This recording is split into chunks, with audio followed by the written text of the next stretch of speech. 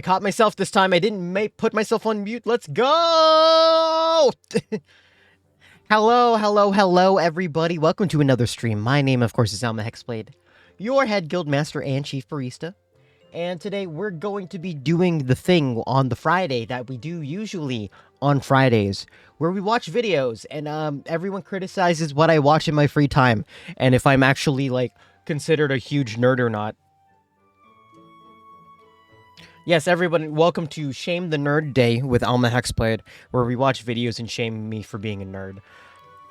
But it doesn't matter because you guys submitted these videos, so it's your fault too. Ha! Ha! Anyway. We're doing the thing. You know what it is. You know what it do. We're watching videos, so there's not a lot today, but I'm sure that with enough tangents and me going off the rails, we will fill time, which is good. So let me see here. We got topics today that I mentioned, I believe in the tweet were, what was it? Dragon Quest, Netscape, Unix, apparently, and old Microsoft software. And again, as the tangents go, we'll see where it takes us. So this one was from Nell because she mentioned this earlier to me about a Dragon Quest island in Japan that I wish I could go to. You know, very clearly my type of thing. So let's see what's going on.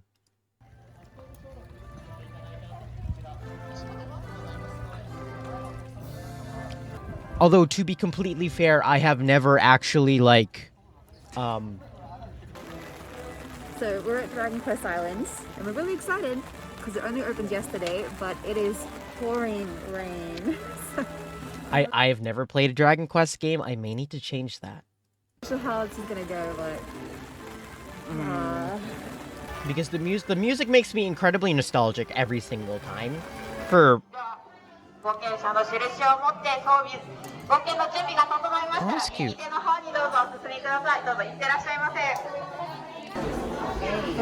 Like, I've never played a Dragon Quest game. And I feel nostalgic for it because when I hear that theme, I always imagine, like, old, it was part of the Nico Nico Doga anthems that keep popping up year after year, like the Nico Nico medleys. And yeah, that's how I think about them. I don't actually know how they play. oh, with your English, nice. Perfect.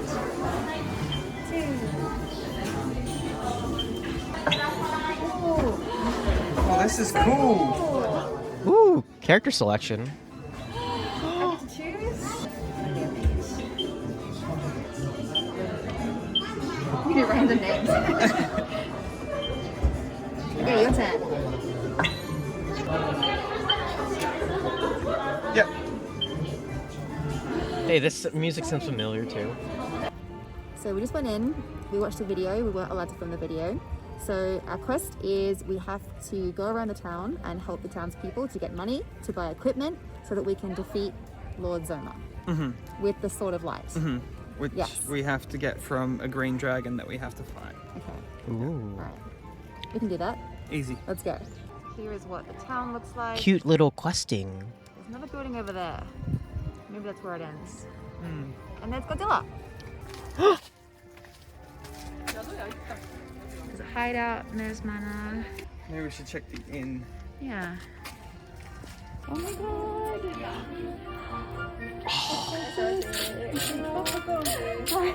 Oh, it's so cute. Oh, afterwards. Yeah. Let's try this one. Popcorn. Nani's in a spot of bother right now. Who's Nani? Okay. King I guess Popcorn. we're gonna find out eventually. Oh? I got something. Oh. Not for you. Ooh. Do we only get like? I love that everything. Yeah, everything has to be English too. It's a tourist attraction. Stuff has to be at least bilingual. Yes. Oh, we got a key. Oh, nice. Oh? What's in the chest? No. Oh. Come on. This is so cute. It's like this is the cutest scavenger hunt. Oh, Yay! I hope this one is it. This is so cute. yay, got one. Let's try one of these.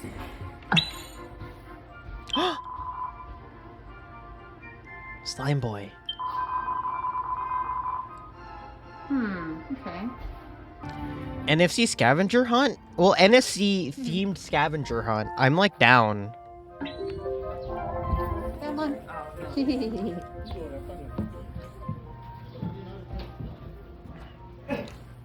What? Oh.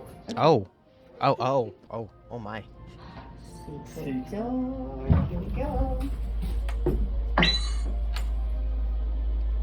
Nope. Nope. We finally found it in a cupboard. Goo-ray. All right, we got some gold. Now we're gonna buy some equipment. It's very cute. Oh, I want to take my sword. All white. Slimes always change a sound to goo. Oh, I see. Nice. Oh, that's cute. Okay, so we finished the first quest. We've got our equipment, and now we have to go and fight some monsters in the northern forest. Yes. To the forest. Ooh, oh, wow. Fight some stuff now. It's a slime! We encountered a slime. You ready? Ooh. You reckon we can take them? Yep, let's do it. Oh, is this like how they do combat? Oh. Oh. Aw. Oh, okay. I love this. This is so cute. Like, I just want to take pictures with the slime, with the cute little slime monsters. Whoa! Or the statues. I want to take a picture with the statues. They look really cute.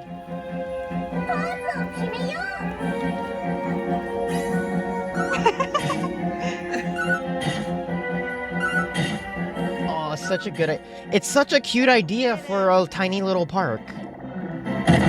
Oh.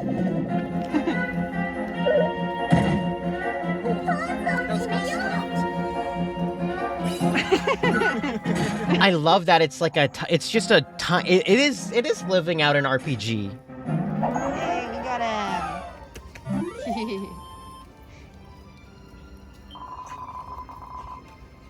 Oh, we get healed after. Oh, it's heel trick. You do yeah, it's like you do poses. So there's like a camera there. Like, I bet this would be great to do with like maybe friends or something.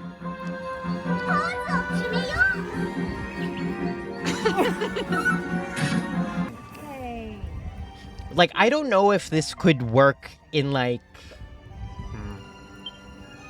like, I don't know why. It's the same idea as like an escape room format where you're basically like left alone to do your own stuff. You like dragon slash. And you can do whatever for the time being. I'm not sure if that's the right comparison.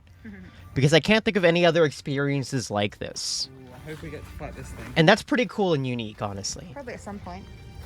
I guess there's lots of rocks so that like lots of people can play. Ba once. ba ba ba ba ba Back ba ba to ba. the town. Come on, let's go. Well, there's this, and then there's like Super Nintendo. There's like Mario World that we should go to as well. We gotta stop by like all the Disney parks in like Japan. Yeah. No way. Although I feel like that might be a little bit cost prohibitive, but that's just kind of me. Yeah. Sweet.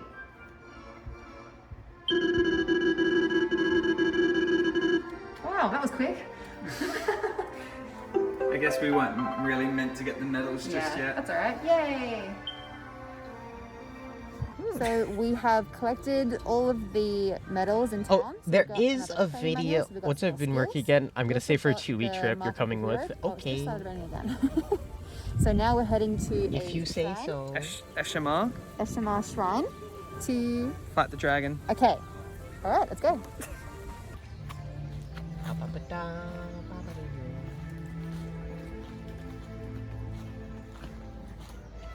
If you have the mark of a hero goo ahead and touch the slime symbol. Okay. Oh god, look at my hair. I'm just a big fluff now. Okay. We just beat the green dragon. We did. So that was really, really, really fun. We went inside the shrine and we were taken into a room with a huge screen, a bunch of panels and buttons, and we had to press the buttons in the right order to attack the dragon and defeat the dragon. So after defeating the dragon, we got the Spear of Light, and now we're going back to the town to get some more money to buy some better equipment to beat Zorma. Yes. Yes. Okay. The kitty key. The kitty key. Okay, so now we have to go around and get the chest again to find some money bags. Yeah, so okay. there's 4 money bags in total. Okay.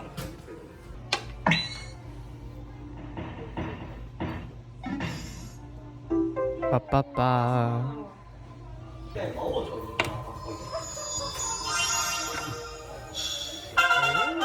Ooh, cute. They're really cute.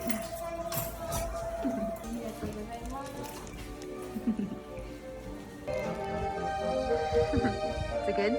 Slime meat is good.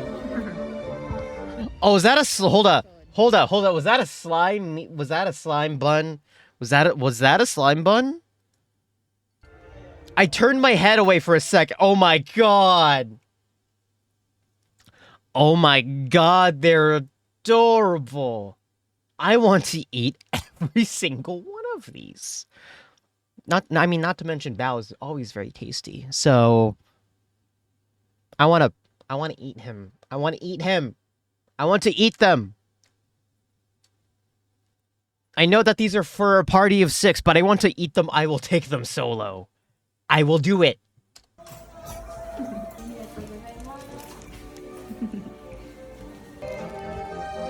Is it good? Slime meat is good. That's a cool sword. That is creepy. Eee. Let's fight the king slime. Ah!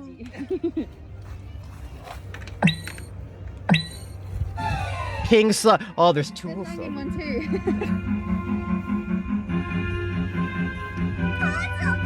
Where's Brady? Oh, he's an onion slime.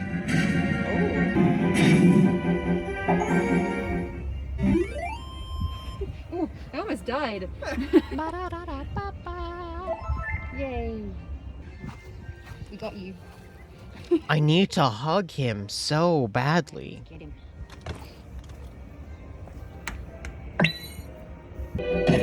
Oh, God. you're really going for How it. many hit points do I have?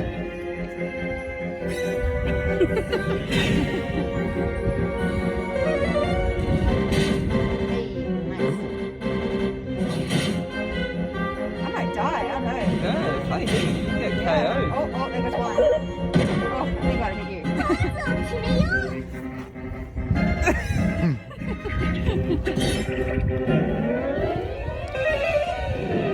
Hey, I got it. It's like Nice. oh no, I know how to compare this. It's like a combination between like a You get him. Yeah. it's like a mixed reality like LARPing session, I think. That's probably the best way to explain it. The boss. You ready? The castle looks spooky and also kind of flat painted. I'm sure that wasn't the intention, but you know what? It's okay. Oh, this is Yeah, me too. oh, this is spooky. I like it. Okay, so we have finished the quest. We Aw. defeated Zorma. Just like before, we went into a room with a huge screen and we had to defeat him by pressing the buttons. And then when we came out, we got our picture taken. And now we're going to go to the restaurant and try some of the Dragon Quest food.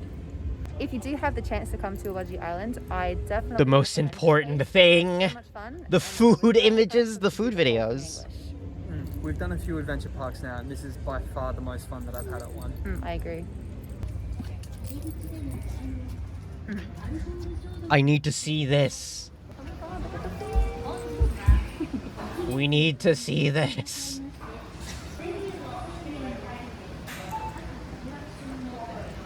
So we've got... Oh my god. Oh my god. Oh my god. Look. Look at him. He's in a little bread bowl. Look at him. Ow! I love him so much. He's just in a bread bowl saying hi. So, we got blue curry. Oh, blue curry, yellow curry, black curry. The prices are in gold. Oh, that's cute. There's bentos and desserts. There's not a lot, but I mean, like, again, it's a small thing, and I still think it's cute as hell. So, like, this is pretpretty good. Macaroni burger, lunchbox. Usually a European lunchbox. Oh, this one's designed like a little...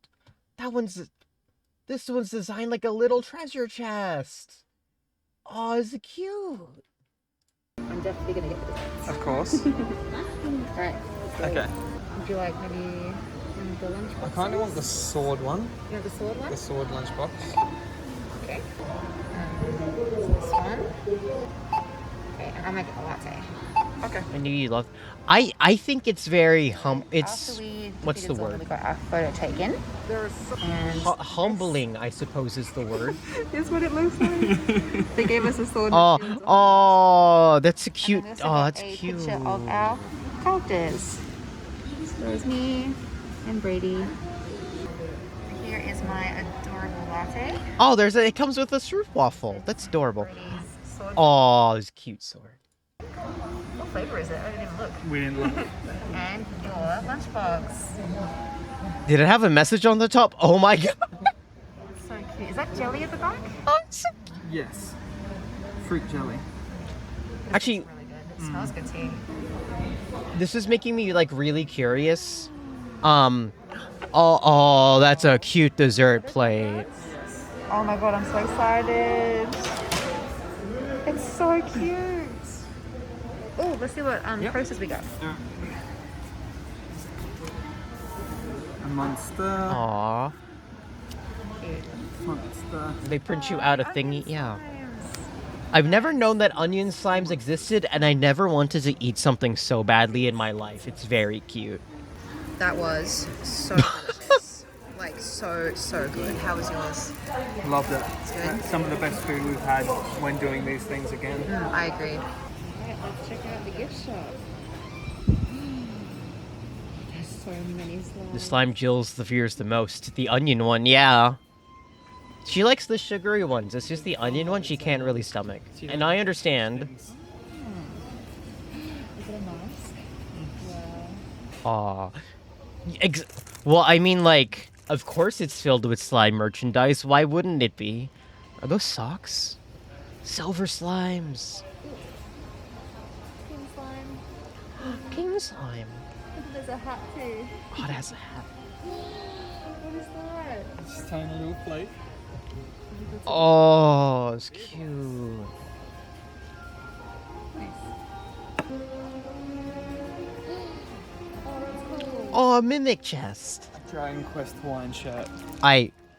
If only it wasn't $100. What? Oh my god.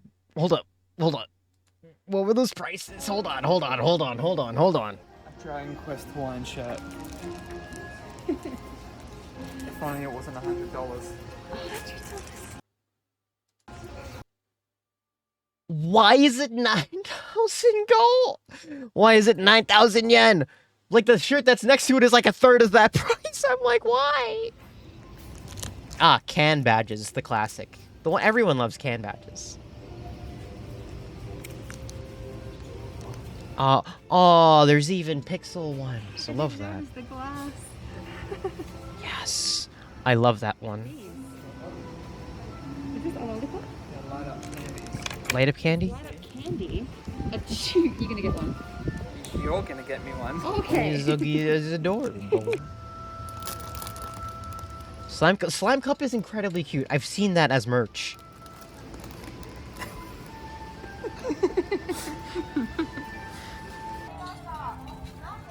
I love it.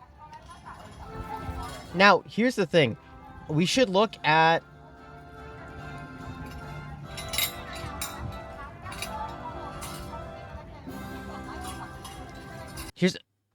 We should look at, like, the Eorzea Cafe stuff. Because it's like my aesthetic, absolutely. So I want to try and find it, but like there's not a lot of good videos. Well, let's find out. Yes, of course we need to go to the Eorzea Cafe. What are we, losers? Of course we would. Hold on. Hey guys, today I'm here at the Eorzea Cafe in Akihabara, Japan, which is the Final Fantasy Cafe, and it's kind of Look, it's so incredibly cute. awesome place. It's themed. The Final Fantasy Cafe I still want to go to. The Eorzea Cafe.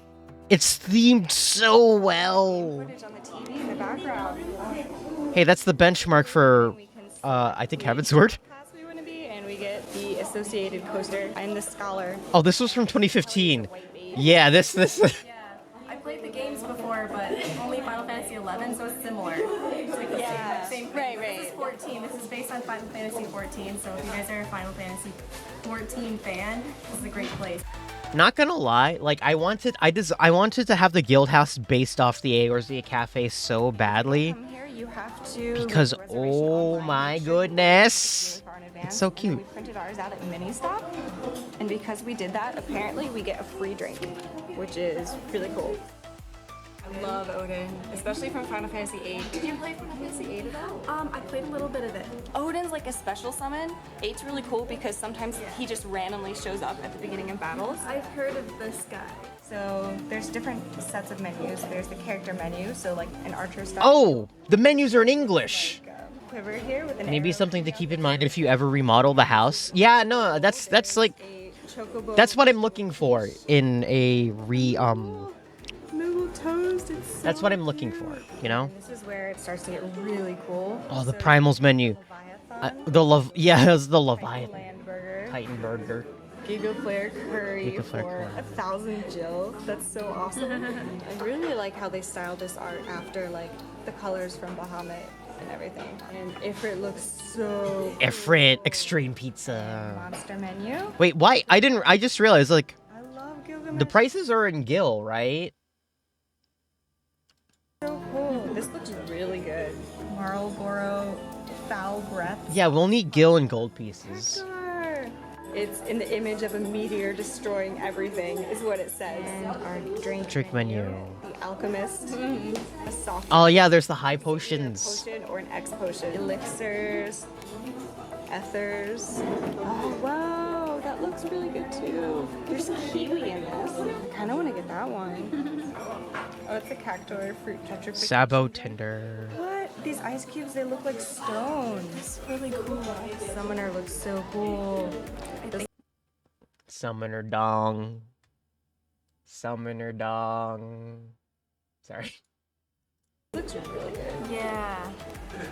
I think I'm gonna get the Black Mage drink instead of the potion. Because it looks so cool. Yes, the You can get online and actually play the games here. Oh yeah, they have cafe. Like you can play like the cafe. すごい。ここでお写真 Hi. 全然撮っていいんで、後で回収に下げに来て作って Hi. ありがとうござい I ます。 want to have a guild house that also functions as a food game cafe. Colors changed. Hi. 大丈夫です。ありがとうございます。Ooh, fancy schmancy. Yeah, I was like, get some PCs hooked up. Like, I have the Wi-Fi installed, all nice and dandy. But obviously, you know. So good. This looks so good. Look at the crust. It's the black crust.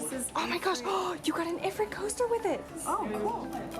It looks like Ifrit as a pizza. Food. There's not that much sauce on it. There's like a little bit of cheese. It's like a tortilla. Hold on, wait a minute. Hold on, let's go back really quickly.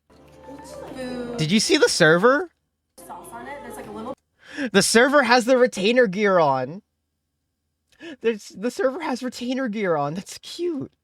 They burnt the pizza. Nah, I mean, you could just have dark pizza. Pizza sauce, but it has I don't think it's burnt. flavor. It's so good. I thought I was gonna get the Bahamut one, but Oh wow. We're, like, when my crew collecting them came, like I got crazy. Shiva. I am the happiest person in the world now. Shiba. Shiva. This looks so good. The Nori, tiny Tori, tiny little Nori Bahamut. It's cut. If I remember right, this one's called, I think it's like the Giga Flare curry. Oh look, they So, like- drew lines on him to make him look. So like Giga Flare is a mechanic with Bahamut where you have to do 3 separate things. So that's why there's 3 of them. There are 3 different types of sauces. This orange one here. It's like really sweet and spicy.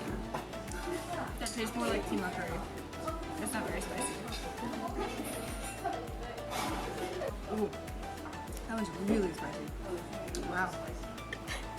It's more like a. Is it spicy? Well, yep. Well, there's your answer. It is spicy. These are really good. Oh my god, your thing's on fire.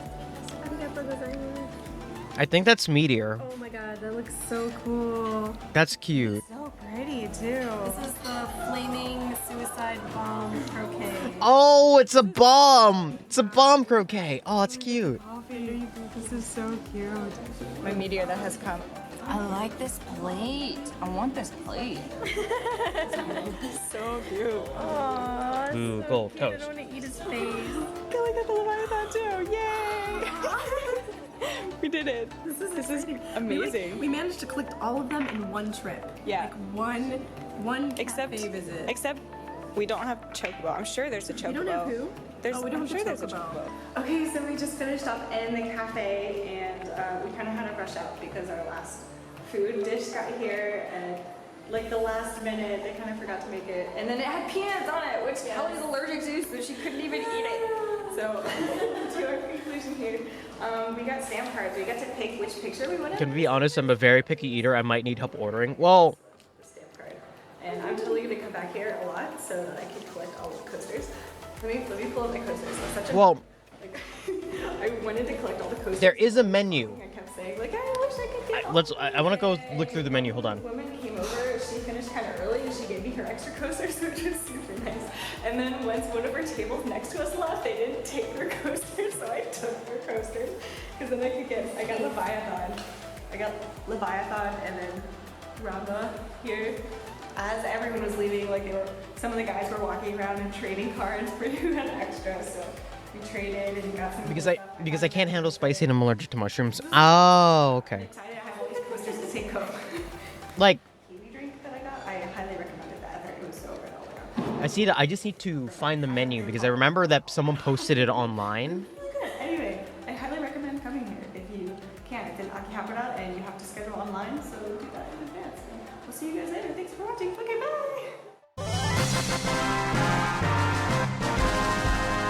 I leveled up. So cute. It's all so cute.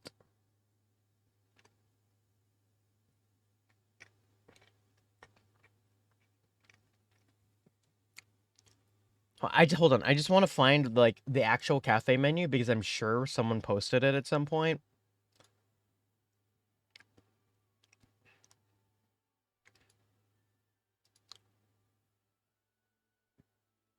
Okay. Well, the best I can find this is a blog. But still, that's like very helpful at this point. So this was for Shadowbringers. Gunbreaker drinks. What was it? Shadowbringer. That one's just called Shadowbringers. The one on the left. Right is Gunbreaker. Dancer Crystal Tower. Dark and Light Almu Rice. Oh, this is a Xenos inspired pasta dish. And that's apparently called the Aetherate Plaza. Oh, it's profiteroles down here. Sorry, I don't think I can scroll down, so I think I'm actually missing stuff on here. Hold on. What does the Crystal Tower look like? Yep, that's a Crystal Tower, all right.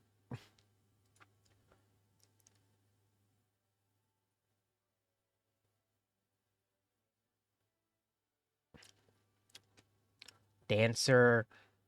It's like the Crystal Tower. Look at that.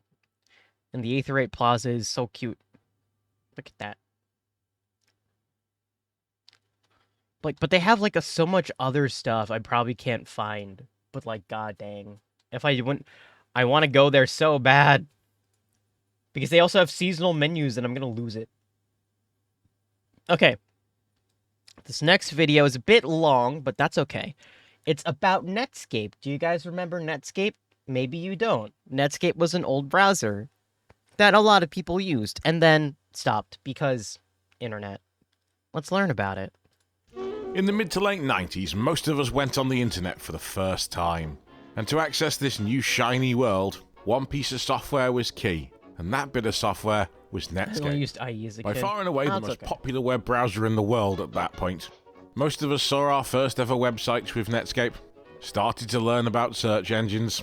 It was our portal to this new world. Yet, by the early 2000s, Netscape was almost gone, having been replaced by Microsoft's Internet Explorer. The question was, though, is this just a natural transition? Was it done by fair means, or was it done by foul? It's time to look at the history of Netscape. Blinky, blinky, Now, blinky. Netscape was not the first web browser. No, that honour goes to a web browser called World Wide Web, confusingly enough, created by Tim Berners-Lee, the same person who created the idea of the web. However, that Ooh. browser only ran on Next computers, and, well, Next is many things, but popular and selling in large quantity is not one of them. Thus, a browser was needed for other platforms, and quite a fair few got created. But the one that rose to prominence, and that was the National Centre for Supercomputing Applications, Mosaic. Yes, the same people who brought us Telnet. In the very early years of the web, Mosaic came Thank to you, Brandon. dominate. I'm glad you're so In fact, excited. it's the first ever web browser I used. And one of the reasons for its early prominence is firstly, it was freely available, and secondly, it could do both text and graphics at the same time. Now, the Mosaic web browser caught the attention of one Jim Clark. That name might well like be the familiar green to image long-term next to the viewers of key. this channel. As he Yeah, was the co-founders of Cypress SGI. cool. He'd been using Mosaic on one of his SGI machines, and found he was quite impressed with the whole thing. Jim was also looking to, well, exit SGI and start whatever his next new thing was going to be. So, he decided to email Mark Andreessen, the lead developer of Mosaic, and have a bit of a chat. Now, apparently after some back and forth, the two of them decided that they would form a new company, and that new company was going to do online gaming for the Nintendo 64. The idea is it'd be something fairly similar to, say, the PlayStation Network or Xbox Live. However, there was one big flaw in their plan, and that was that the Nintendo 64 wasn't going to get released for another 2 years. And Jim should know, after all, SGI was basically making the Nintendo 64. So, with the idea of being a gaming network shelved, Mark Andreessen persuaded them that maybe they should try making a web browser. So, with Jim Clark investing $1.4 million, they created the Mosaic Communications Corporation, a name that immediately screams potential lawsuit. Next Apparently station, they thought huh? that Mosaic was not actually a trademark term at the time, and then, yeah, they soon renamed it the Netscape Communications Corporation. You know, the thing we now all know it by. Speaking of companies we now all recognise the name of, this video is sponsored by PCBWay. Yes, Tiny every sponsor. a Listen, disparate group of PCBWay people. is a good Mark sponsor. Andreessen had brought with him a number of recent graduates who've been working on Mosaic, and Jim Clark brought a number of SGI engineers who've been working on systems for a very long time. However, this new team got an incredible amount of work done within the first 6 months, and in October of 1994 they released their first browser, called Mosaic Netscape 0.9. And then in November they quickly renamed it Netscape Navigator, because, you know, who enjoys being sued? It's amazing how quickly Netscape then came to dominate the browser market. For example, just in the January of 1995, Netscape was already at 26% of the entire browser market. By the same time in 1996, they were over 80%. In the September of 1995, just a little over a year since they released their first ever version, Netscape released Navigator 2. And this is where Netscape took a really significant leap forward. This browser introduced a number of features that are still with us to this day. This period represents the peak of Netscape. It's golden years, if you like. This is very pure of a browser. Look at that. It's so innocent. It's not loaded up with things like, I don't know, extensions or an RSS or an RSS reader. It just has like buttons and a little taskbar. It's all you need. For example, Also, love it. Java compatible. it's on August of that year that Netscape became a publicly traded company and went through what's known as an IPO, initial public offering. And Netscape's IPO broke records. It was the most successful IPO of that period. Initially, they planned to offer the shares at $14 a share, but at the last minute decided to change that to $28 a share. During the first day of trading, the share value peaked at $75 a share, and finished its first day at $58.25 per share. I mean, the 25 cents is really important. That gave Netscape a closing value of $2.9 billion. I mean, that was a pretty good day for Jim Clark. I mean, he'd invested $4.1 million and ended up with a company worth $2.9 billion. And all of that in about 1.5 years. I'm not covering this just because people like big monetary units. No, I'm discussing it because it gives you some idea as to the level of excitement there was about Netscape. Just how infused people were for it and how they thought it was, the future and were willing to put that kind of money behind it. For Netscape's own staff, they'd really exceeded all the expectations they'd set for themselves. As an example, the internal code name for Netscape was Mozilla, short for Mosaic Killer. And in 1995, they really did kill Mosaic. I mean, just in 1995, so that's how you get the Mosaic had gone from a market share of about 61% to about 11%. And all that market share, it all gone to Netscape. Netscape was now 80% of the browser market. Now, with 1995 being such a key year for Netscape, we should probably have a little look at their big release for that year, Netscape 2. Now, one of the things to note is just how many platforms this thing was released for. It was released for Windows 3.1, Windows 95, Windows NT, classic 68K based Mac, OS2 Warp, Linux, IRIX, HP-UX, AIX, Solaris, Sonos, FreeBSD. Now, you may be wondering, why release it on all those platforms? Surely Windows and Mac were the two biggest, right? And with general users, you'd be right, those were the two biggest platforms. But Netscape were a little bit more cunning than that, because they were targeting the platforms that were most connected to the internet. Even by 1995, regular people dialing up and using the internet, still not that big. A big chunk of the proportion of users of the internet are based at universities, and universities, well, a lot of them use Unix workstations. So, hence needing to support your AIX and IRIX and Solaris and Linux and BSD. They very cunningly I love how weirdly unassuming this is. It either looks like a whetstone or like a piece of tofu. And it's a computer, though. Where the users were at that point in time. However, that said, they were fully aware that Windows was the biggest platform there was. And it's not like universities didn't make use of Windows machines. And also, 1995 was the year that, people did start to dial up for the first time. Not in huge numbers. I mean, it was people who were fairly geeky and this internet idea really appealed. I mean, it probably wasn't your mum dialing up. But this was the year that trend kind of started, and it would accelerate quite a lot by 1996. All of this gave Netscape a really nice growth wave in which they could ride. So as you can see, the conditions for Netscape 2 to do really well were kind of there. It was ready and waiting for a browser to step into that space. But Netscape also turned up with some pretty big features then. Firstly, it supported progressive JPEGs, so an image could slowly load and get more and more detailed as time went on. That was pretty important for the world of dial-up. We also got support for animated GIFs for the first time. I mean, we'd have to wait some time for people to keep posting memes everywhere, but we got the technology to do it then. Netscape 2 also gave us features like HTML frames. Well, never mind.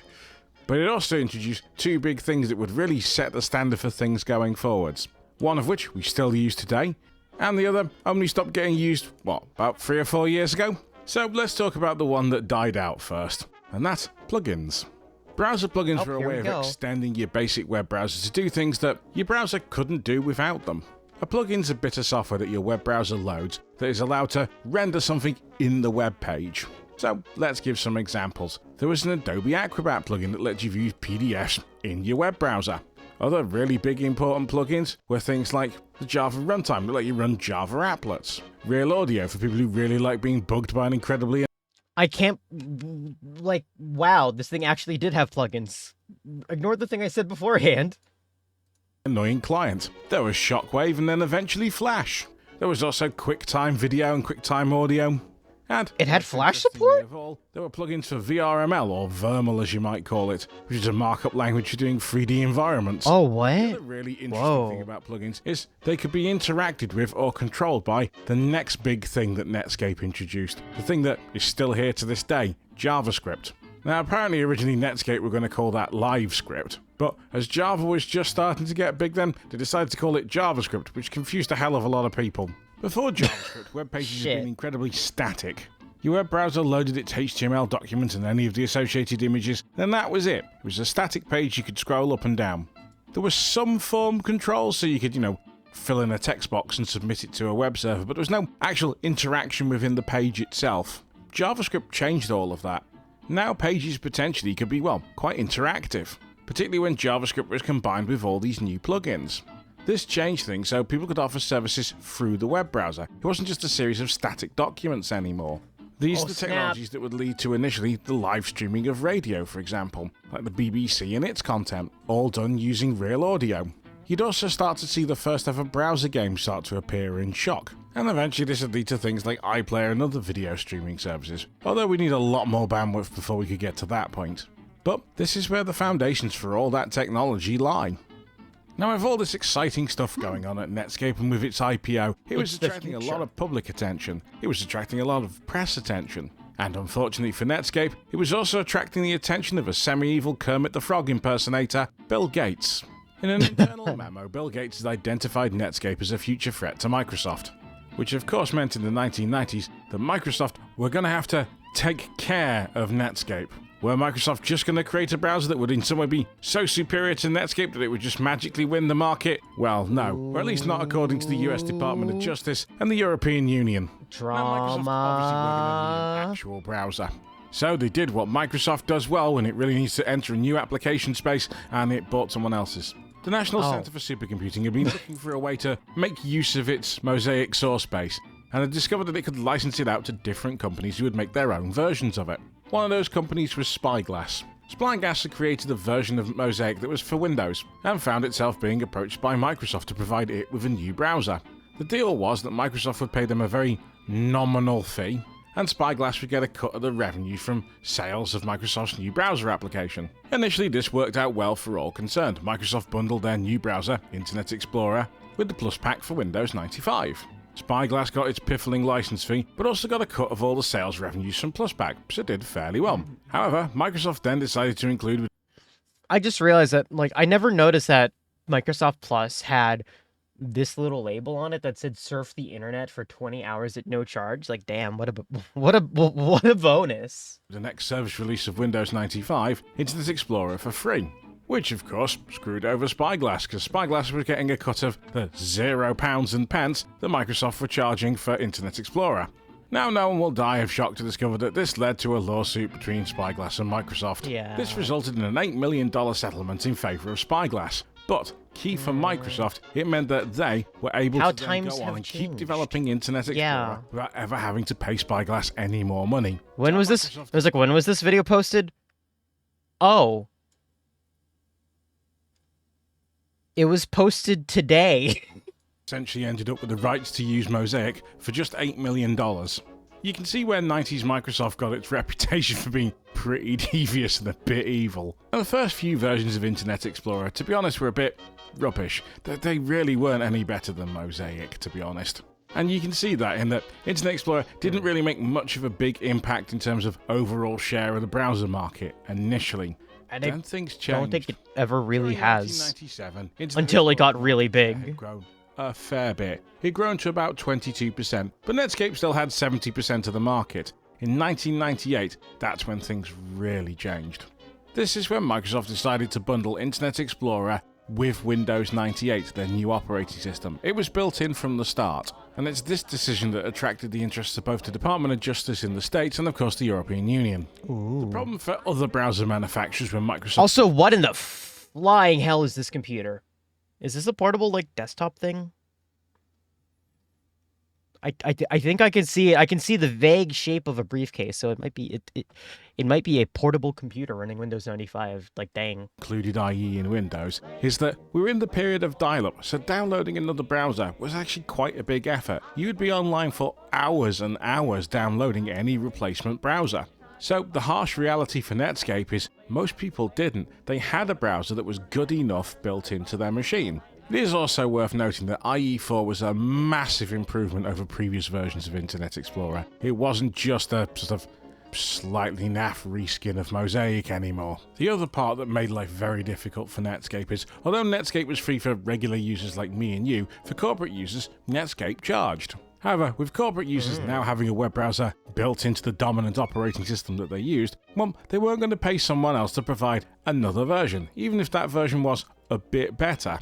Now, as mentioned before, this was the thing that brought the attention of the US justice system. And essentially they tried Microsoft under antitrust laws, which are there to prevent monopolies and monopolistic behaviours. Microsoft claimed that Internet Explorer was an integral part of the whole operating system and you couldn't run Windows without it, until some That's software not engineer hired true. by the DOJ proved them wrong in court. Oh, 98 running oops, can't do that. perfectly with Internet Explorer having been removed.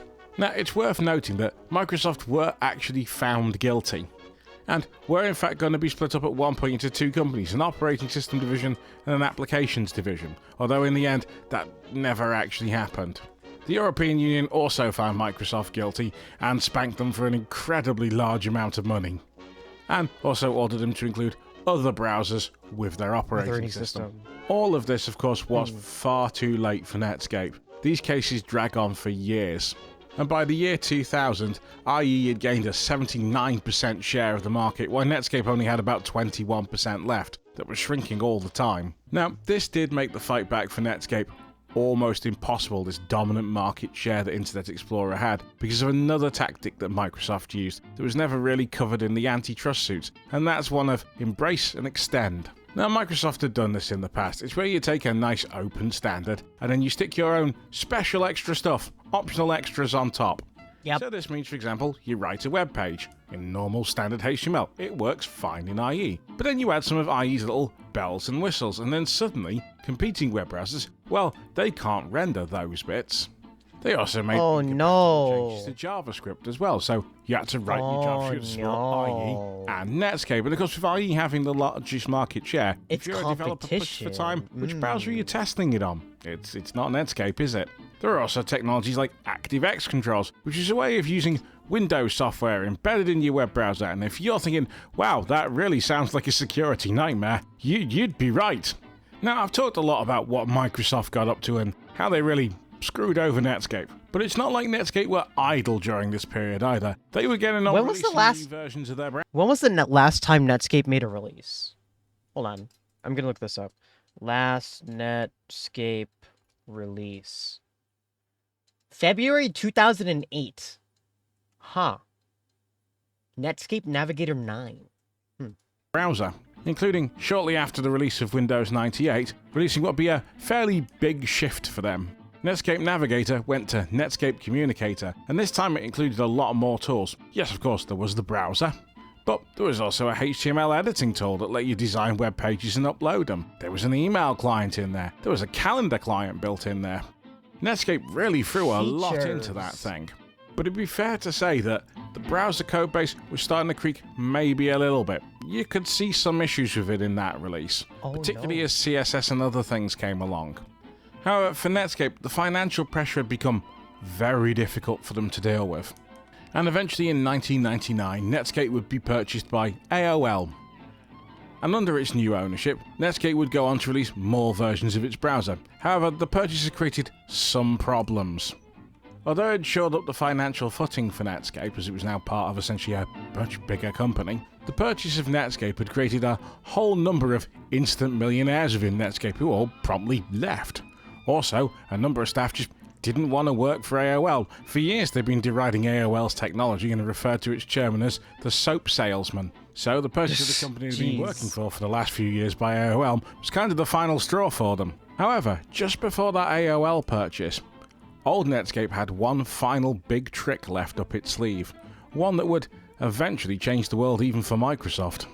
Now, earlier in the video, I mentioned the internal code name for Netscape Navigator, Mozilla, and that name may be familiar to a whole bunch of you, thanks to Mozilla.org, the foundation behind the Firefox web browser. Well, it's not called Mozilla for no reason at all. In the February of 1998, Netscape released its source code to the world, and created the Mozilla organization to coordinate the development of that source code. Now, this was a huge undertaking. No company in the past had done this, taken a big commercial product, cleaned up all the source code and got it to the point where they could actually open source it and then do it. Now, while Netscape continued to struggle under AOL ownership, Mozilla created the browser Firefox, which started Sound to grow familiar, until eventually it everybody? peaked in 2010 with about 30% market share. Of course, Firefox is still alive and well today, but it does have much less market share than 30% now. Even though it really is an incredibly good browser. I mean, if you've not tried Firefox for a while, I'd give it a whirl. Under AOL, Like, Netscape it's did pretty- release a few more browsers. How based off Chromium is Firefox now? Is it still based off Mozilla or Netscape or no? All the way up to Netscape 9, released in 2007. But later Zero. Netscape versions Ooh, from 8 upwards okay. were all based around Firefox rather than the original Netscape code base. In 2008, a struggling AOL decided it would eventually close what was left of Netscape. I should probably say what happened to Internet Explorer, as although it did dominate for a long time after Netscape, things did not end well for it either. Most of its market share was eaten by Google's Chrome, and a fair bit by Firefox for a while. And then itself, and then Eventually, it died. Internet Explorer would just become the one-use browser that you'd start once, That's Safari's the only download your chosen non browser, and then never Chrome use browser. again. Wow. Eventually, Microsoft would pull the plug on it, replacing it with Microsoft Edge, and it would soon pull the plug on that, and essentially Edge is just a wrapper around Chrome's render engine now. Now, so far in this video, the only thing we talked about with regards to Netscape is its browser, and to be honest, that was really what Netscape was about. But, I should mention, the browser was not the only thing that Netscape did. Netscape had an alliance with Sun where they worked on a number Farsica's of web 10% server and market share? e-commerce That's products. pretty good. Eventually became known as iPlanet and was sold to Sun when Netscape got sold to AOL. Hell's That is still actually a product you can buy today off Oracle, although it's available and supported in the sense that any form of Sun Safari's technology is 30% from and everything Oracle, basically so- goes is Chrome. For a company that had such a brief life, of only really 6 years, Netscape has had a huge impact on all of our lives. It defined a lot of the standards that are still with us today and have been developed further that have created the web that we now all know and love, and on which you're watching this particular video. Initially, Netscape had perfect timing. It was just the right product at just the right time as the internet was starting to explode. But Netscape in turn helped drive that explosion in the first place. Then after the 6 short years, Netscape was brought down by, well, means that I think we can all admit now were foul.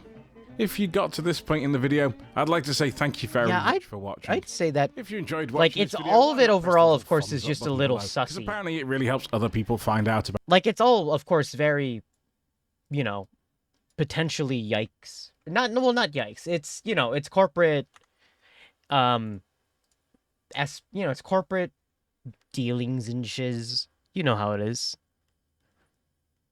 But I don't know. It's kind of sad to see all of them go because there was a lot of, you know, competition and now everyone's. I'm not sure if what I'm saying is I'm not sure if Chrome or like Chromium, the engine, is going to be the thing that basically replaces every browser and then everyone just starts, you know, basing it off that and then maybe a new engine pops up as a result. But yeah, like everything kind of being run off of. Even though Chromium's open source, but even then, it's all based off one company's concept of a rendering engine, and I don't know. Maybe there might be something new. It requires people to think about it, I guess, and make new software. Oh well. All right. Next one is this one's about a Linux subreddit that looks cool.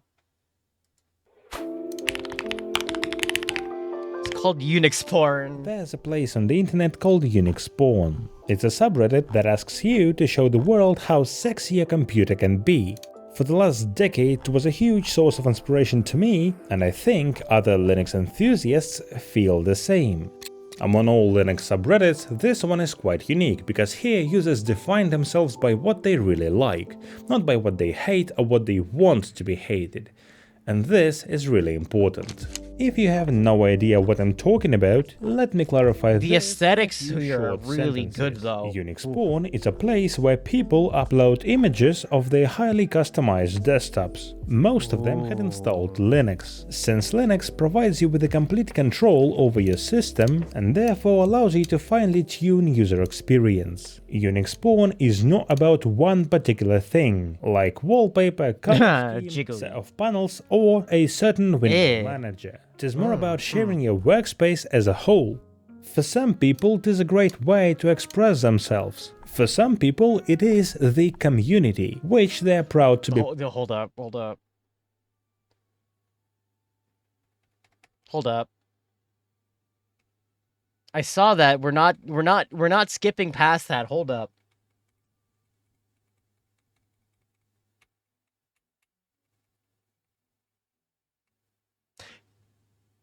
Really? Really? Who does this? Who does this and puts it on their desktop? Whether that be for a joke, because like that's a music player, and then like who does that? Why? Why is there an Askia Hago face on this video? Community, which they are proud to be part of. And for some people, including myself, it is a great place to learn something new.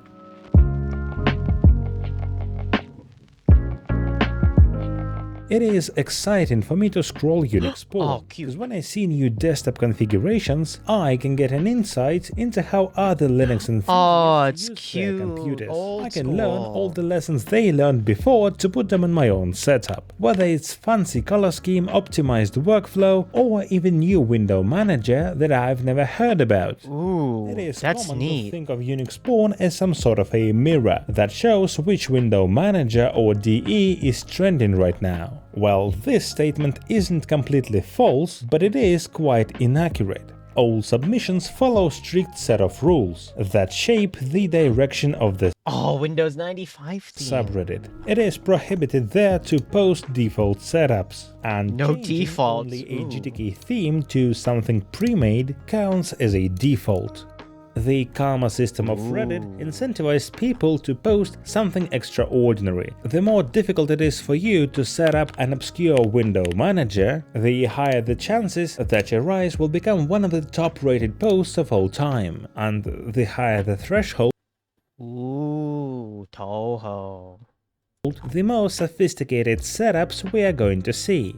To prove that, I made this. It is a spreadsheet that contains top-rated posts from this subreddit. Okay. I carefully excluded all photos, hardware posts and memes, and then got a top 100 rises of all time. The thing is, 70% of them are window managers, and only 30 are popular DEs. In fact, Awesome Window Manager is more than twice as prevalent than KDE. Awesome. i3 appears Never heard 14 this one. times, just like GNOME and XFCE combined. Well, that's just by the by. And this is I like why I don't XFCE. think that Unix Spawn reflects what is really going on in the realm of Linux. If you ask me which desktop environment is the most popular one, I'll have to make an assumption based on different sources. I'll go to Steam Hardware Survey to find out which distros are popular now among Linux gamers, so it'll lead me to a DE that comes as a default option. And if a certain distro comes in different flavors, I would have to visit their social media page in order to find out which version became the most downloaded. But at the end of this process, I would probably come up with something that'll be described as beginner-friendly, and it's definitely not going to be limited to a window manager. Yeah. What I'm saying is that things like i3, Awesome, Qtile and OpenBox are targeted at advanced users. The whole community gravitates towards something bizarre in a good sense. So as I said, incentives are doing their job, and this is what makes Unix Spawn to be such a great place for those who seek an inspiration. For some people, it is a revelation that you can do whatever you want with your personal computer. You have freedom not just to pick an application from the App Store, but to actually change your everyday workflow, making your setup not only appealing to your eyes, but also efficient in terms of productivity. How do you read that? I don't know, and like it's And good, nowadays, it's just like, thanks to ooh. devs and Unix Spawn community, you don't have to spend hundreds of hours trying to make a decent looking desktop. Some mainstream DE became quite user-friendly like years ago. It has never been so easy to change a theme on GNOME and to raise your KDE. And while tiling window managers Oh, some of these continues to just be look a for toy looks. for Okay, most yeah, no, users, some of these are just you pure can aesthetics. easily replicate what you see on Unix Spawn, since dot files are available to public. The process of trying something new became so easy that the only flaw that spoils it to me is the fact that you have to change a distro in order to make Is a that clean Arch? looking setup. Yeah, I know that you It can looks install nice. any desktop environment without having a need of installing a new distro, but doing so will make a mess in terms of default apps, theming and some other system settings.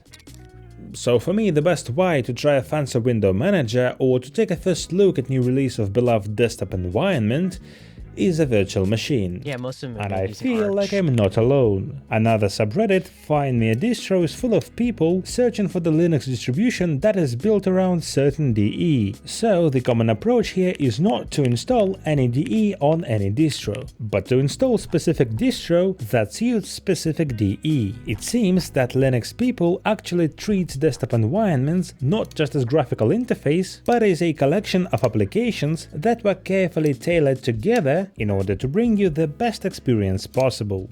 Unix Spawn is a great place to get in love with Linux, to appreciate its customizability and to learn something new. Most of these are And made last use- but like- not least, I really appreciate the fact that the community of Unix Spawn isn't focused on downsides of other operating systems. Oh, that tiling's so cool. I mean, sometimes we spend too much time talking about how bad Windows is, and while there's nothing wrong with criticizing Microsoft, I really like that the community of Unix Spawn is able to stand out and shine without a single word thrown against Linux competitors. We believe Windows-esque. that Linux is a good option not because Windows is bad, but because we value our freedom. Freedom to customize our workflow, freedom to change everything we want to be changed. And of course, freedom to express ourselves. Okay, that's maybe This was going a bit too reluctant far, but that's anarchist, and I have cute. nothing left to say. Oh, it's neat. Thank you for showing that. Brandon, it was cool. I think this was in my recommended for a while, and I haven't been able to look at it, but this very good. Ooh, this is another one. This one's about a very silly phone. Apparently, let's see here. Silly phone time. It's guess what? It's Windows Phone. Ha ha ha ha ha ha ha ha. Windows Phone. It's a bit of a Windows week at the Mr. Mobile Studio as we go from a review of Microsoft's latest laptop to one of its partners' newest smartphones. But where the story of the Surface Book is great hardware enhanced by powerful software, The Surface Book was Idol good. 4S is more like solid hardware suppressed by a platform widely regarded as dead. He's dead, Jim. Oh no. But it's not. And now it has more VR, for some reason. Ah. I'm Michael Fisher with a review of the Idol. Actually, no cap. Since when did Windows Phone get into the VR space? I don't remember that happening ever. Like ever. When did this happen? What? Anyway. 4S with Windows 10. Wait, Windows 10? If this looks familiar, it should. What? It's the same Idol 4S that you can get running Android, which is based on the same reference design Alcatel parent TCL used to build the D-Tech line for BlackBerry. That means you get the same metal and Dragon Trail glass construction with the same forward and aft speaker ports Windows above 10 and below mobile. the screen. Just as on the other. I don't even remember what Windows 10 Mobile was. What? They had that? I don't know why I feel like I'm basically having like an existential crisis. I just don't remember it. Like, what the hell? Anyway. Titles, those speakers are loud and quite clear. Audio Jungle, The display in this case is a 5.5-inch good. panel with full HD resolution. That's not as sharp as some of the siblings, Yeah. but it is an AMOLED panel, which is just the perfect fit for Windows Mobile's deep blacks and rich colors. Well, that's nice. And the button formerly known as the Boom key has been pressed into service as a dedicated camera launcher. It's not a two-stage shutter button, but it's still nice to have. It's in the center. Let's take a look at that 21-megapixel camera's best and worst. Coming as I was from a Google Pixel, this is a pretty slow shooter, even in automatic mode, and enabling HDR really slows things down. So this is basically a Windows Phone that was flash within. HDR is really too aggressive anyway, and often washes out the shadows in photos, so I learned pretty quickly to leave it off. So, well, I mean, this is like, oh, man, do you remember the HTC 2? I'm thinking about the HTC Dream 2, which was like the phone that could run basically fucking anything, and I loved it. Camera hump, there's no optical stabilization here either. The electronic anti-shake doesn't seem to do much, especially if you've used something with really great electronic image stabilization. Ew, it's kind of jittery. Pro tip, there's a shortcut here that lets you hold down the camera button to jump right to recording video. Cool, right? No, it's not, because it only records these so-called moments in XGA resolution. And there's nothing in the UI that warns you about that ahead of time. So you can't tell you've shot a crappy video until you've imported it to your computer later on. Why? It's a 21 megapixel shooter. What? What? That's not the end of the letdowns. For one thing, that power standby key way up on the left side is only going to be good news for southpaws. And unlocking the phone with the fingerprint is damn near impossible on the first try because there are no physical cues around the sensor to help you feel it out.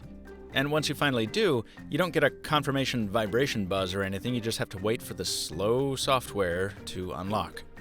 Also, the hardware is so slippery, you want to keep an eye on it no matter where you set it down. Oh no. Fortunately, battery life is good. That happens to me more often than not, actually, 12 hours, unfortunately. Quick Charge 3.0 means it's quick to top up, too. Ooh, voice okay. calls on my end are very clear. Though one caller commented on a mild harshness on his end, like my voice was peaking. I didn't hear that from anyone else, though. So, shall we finally talk about Windows 10 Mobile? Okay. Also, the poor placement was Dead bad. OS, Yeah. It feels mighty fresh. The ghost of Windows Phone still has the best home screen game in the business, with email and calendar appointments and news and notifications all available at a glance. Yeah, I know, half of you think this is too busy or confusing. See, you know what? Here, you can live simply if you want. Remnants of this platform's former near greatness litter the interface, but most of it is right here on the start screen. The great tragedy, of course, is this. Man, I remember that old layout from the goddamn Zune. Most everything beneath that start screen is subpar. Windows 10 Mobile has taken strides in the past year, but it's still markedly less stable than the competition. Oopsie. When listening to TuneIn Radio on the Idol today, I got a text message whose notification sound broke the audio, and I spent the next 5 minutes trying to get the phone to resume that audio stream. Windows. It's great to use a Windows phone that finally has official apps for things like Facebook, Instagram, and Slack. Yay, progress! But you know what I'm going to say? Those apps don't work as smoothly as their iOS and Android counterparts. A lot of them crash a lot of the time, and they're slower to get updates. All of these just look like web apps of some kind. There are others being pulled from the store or just being ignored to death by disenchanted developers. And no, there's still no Snapchat. Yeah. That's okay if you're a manager buying the Idol 4S for your workers, though. The phone sports a USB-C connection, so you can plug it into a Continuum dock. Suddenly, you're running a stripped-down Windows 10 PC, complete with full-screen versions of the Office apps that come with the phone. Why does it... This is how Microsoft envisions people of the future working from their mobile devices. Oh, it has a touchpad. Phones literally are their computers, which they take from terminal to terminal. Windows phones are increasingly making appearances in the hands of, for example, police officers these days. With Continuum, Microsoft hopes to make them attractive to more white-collar workers as well, as the sort of work. Oh, you didn't know about... Like, I don't remember this at all. I remember... Then, like, does this phone come packaged? Like, I remember Windows Continuum. I remember all this kind of as like a flash, and then nothing came of it in my mind, I guess. Like, it was Samsung Dex before Samsung... Like, I knew there was other stuff beforehand. I just don't remember this being a thing. Like, it just feels like it felt like, again, it felt like a flash in the pan thing. Also, that NYPD story is a result of the huge... Wait, hold on. What huge scandal? I'm a little worried to ask, but what huge scandal are we talking about? Or maybe which one of many? A virtual reality headset in the box. Well, why does it? Most likely it's because its Android version does, and Alcatel didn't want to repackage a bunch of phones for Microsoft. At least the company committed to it. We're looking at no fewer than 9 VR-related titles pre-installed out of the box. But this is Look up by no means the NYPD Windows official Phone. launch of VR. Okay, I'm scared. Hold on. It's a watered-down Google Cardboard, experienced on a screen that's not too sharp when it's an inch from your eyeballs, controlled by capacitive buttons that don't always work well. You're going to use it for 5 minutes, and then forget about it. So, at $469...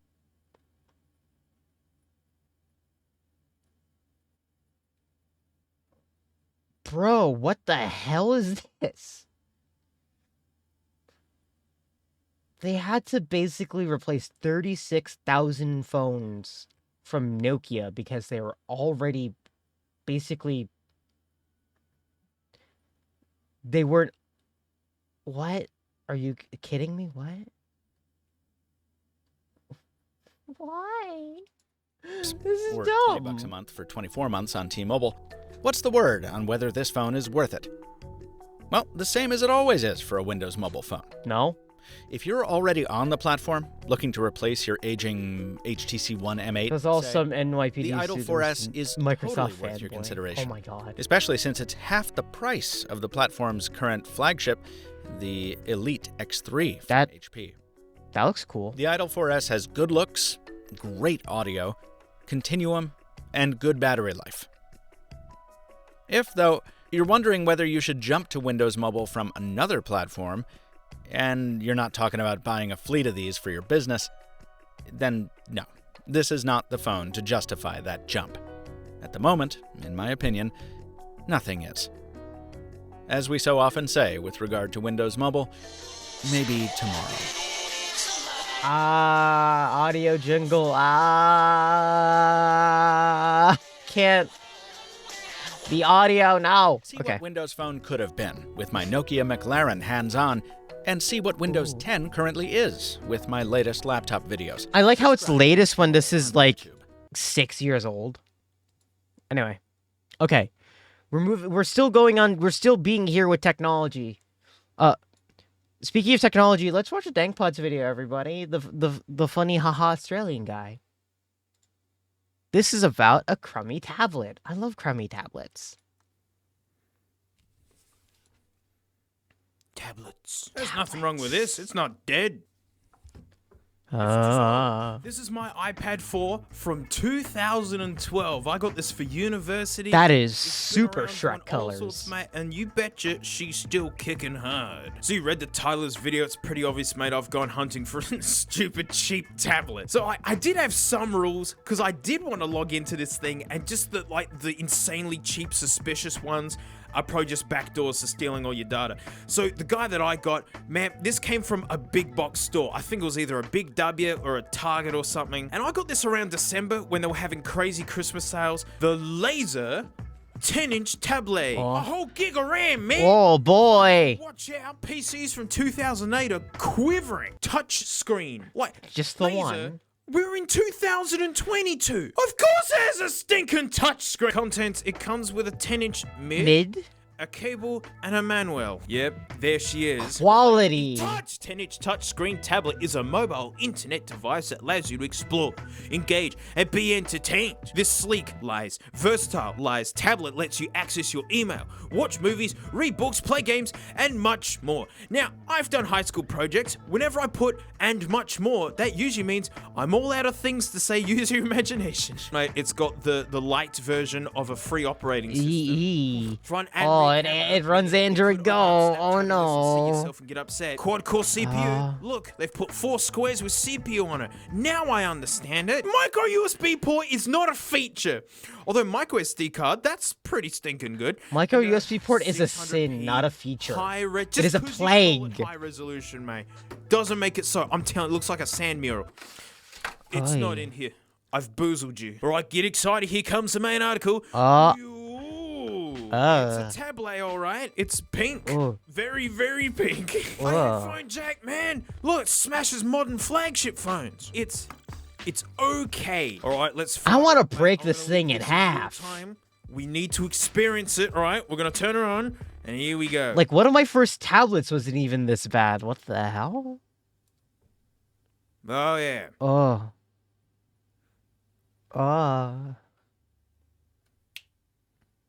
Here she goes. It's the Go edition. That's right. S-E-R. Laser. Oh wow, the viewing angle is so bad you can actually make out the JPEG-ness of the laser logo. Oh wow. Hey! And it's loaded. Better than like junk tablets of the past, but yeah, she ain't slick. It's like holding a very, very cheap TV. Because so you can see it right from where you are, but from my angle, it's just there's so much glare. Like, watch the colors. And they're gone.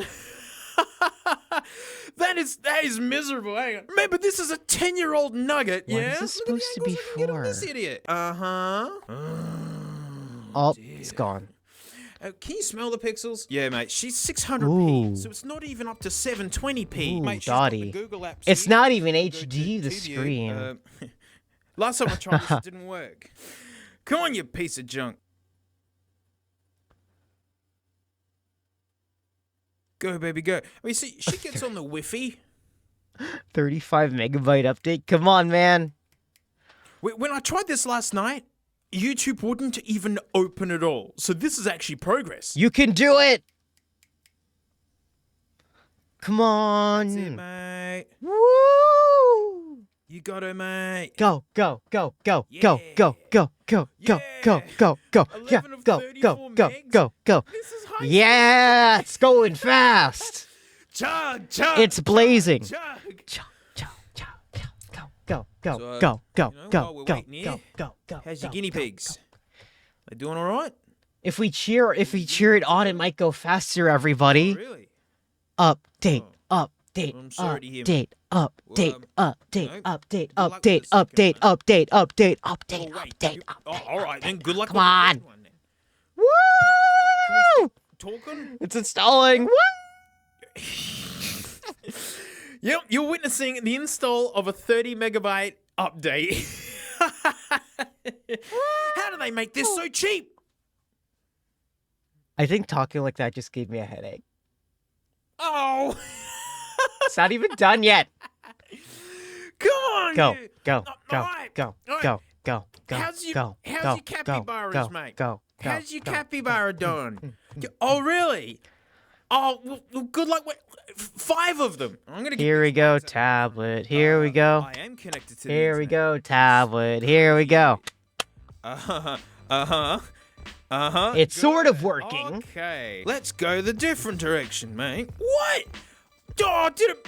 No internet. Thank you. Oh wow, it looks horrible. Oh. What am I even doing? The speaker, right? The minimum volume is still too loud. The minimum volume will wake someone up. It's insane. And then the maximum volume isn't loud either. So like from lowest volume to highest volume, it's more like this. It's just like the volume's either on or off. Oh, will YouTube actually work now? Yeah? Yeah? Oh, get out! Wow, the app actually works. Jink. Pods. Look at the pixelation. Oh man. Wow. The resolution is still so It looks bad. awful. Can I adjust any of the settings? I could get a Quality, used tablet for the. 144? Advanced, Ooh, mate. boy. We're in advanced. Go on, give me 1080p. It's gonna Give me 10 choke. It didn't do it. Oh no! It's struggling. It's gonna choke on That's 1080p it. 60. Come on. Actually, no. It doesn't. It can't even. No, that's not fair. Hang on. 480. 480. For most people, 480 is the minimum. Yeah. Ah. Like 480, mate. Four. All right, don't worry about it. It chugs pretty bad. Like really, really bad. Well, it's got a stinking camera, mate. You gotta have a smell of that. So like this one time, mate, I got a dog, but this is what they gave me, mate. Like I don't understand what kind of dog this is, mate. I think you can. There you go. Like what kind of dog is Frank. this? Hello, Snake. I question them, Hi, mate. Snake. Like, my dog doesn't have any arms or legs. He said, yeah, well, it's a sausage dog. Hi, Snake. I went and believed it. And then, like, no, don't. Oh, it's cute. Oh, the dog's waking up. Oh. Mate, like, is this... I'm not hearing any wolfing. And, like, I mean, dogs like to lick Snake. things, but this one's licking things too much. I'm actually Oh. for my safety now. Yeah, it's like a horrible bootleg camera, and I believe it's... You know what the funny thing is that this would be really... Like, the best way I could describe this is that this camera would be great for recording some analog horror. Like, if you wanted to make a cheap horror series and you didn't have, like, money for After Effects or anything like that, getting this tablet and recording shit on it would probably be your best bet. 1.9 megapixels. It is, like, deplorable. Oh, no, 1.9. But, mate, we need to stress it out the best way possible, and it's called games. Swish. I figured the best way to stress this guy out is a racing game. Like, 3D graphics, stuff moving around. Let's have a go. Oh no, it has to do this whole spiel with all this crap no one cares about. Get lost. Oh man, this thing's chugging so bad. Oh man, that only took 20 minutes. Alright, cool, let's get into a race, man. I need to race this crappy Dodge Dart. Yeah, go. Oh no! Oh no, it's updating. Oh, look at the megabytes fly by. Speed. Go. Yes, Go. Dodge Okay. Dart. Give me the Dodge fart. Let's go. Yes, it's fine. Yeah, mate. Whoa.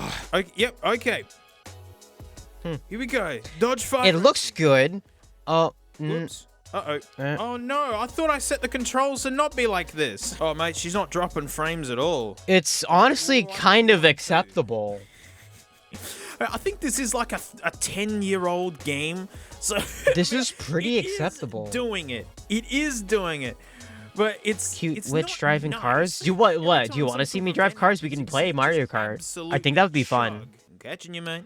I'm catching you in my Dodge fart. I'm telling you, at the angle that I'm sitting at, like, I can barely see this screen. Hey, let me simulate what I'm seeing. Yeah, mate, this is more like it. This is the experience.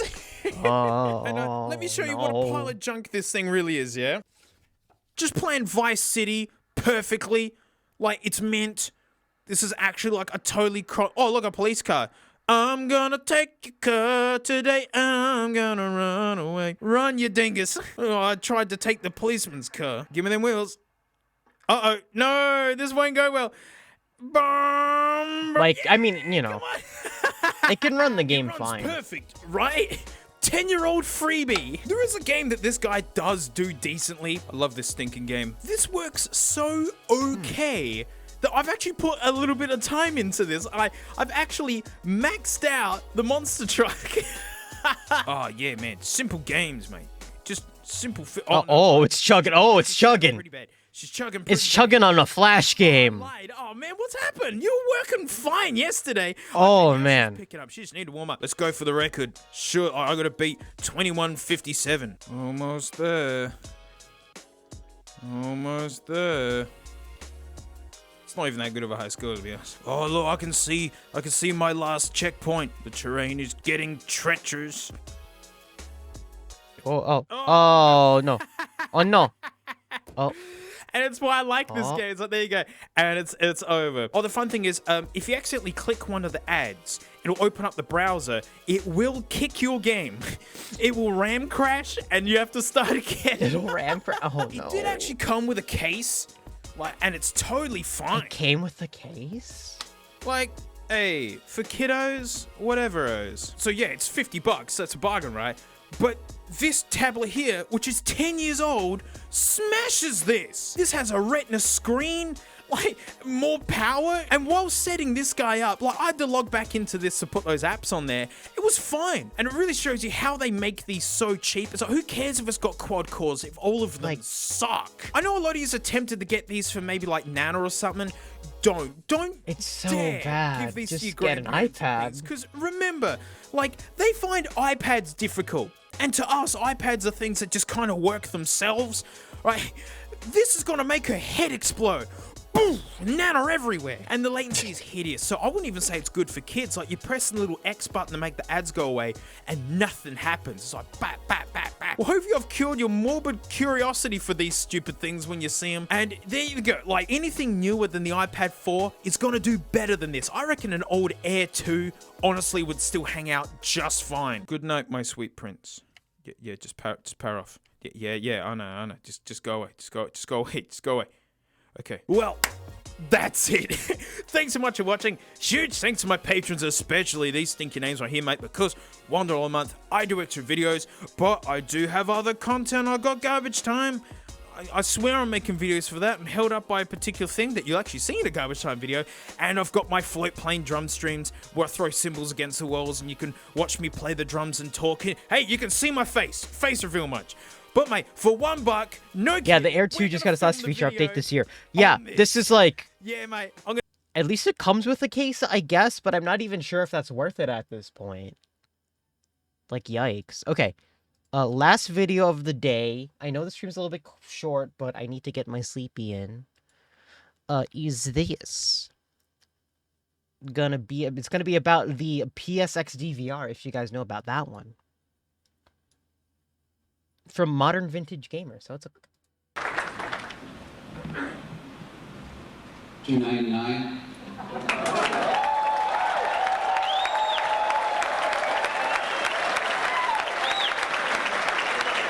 Sony has always been an innovative company.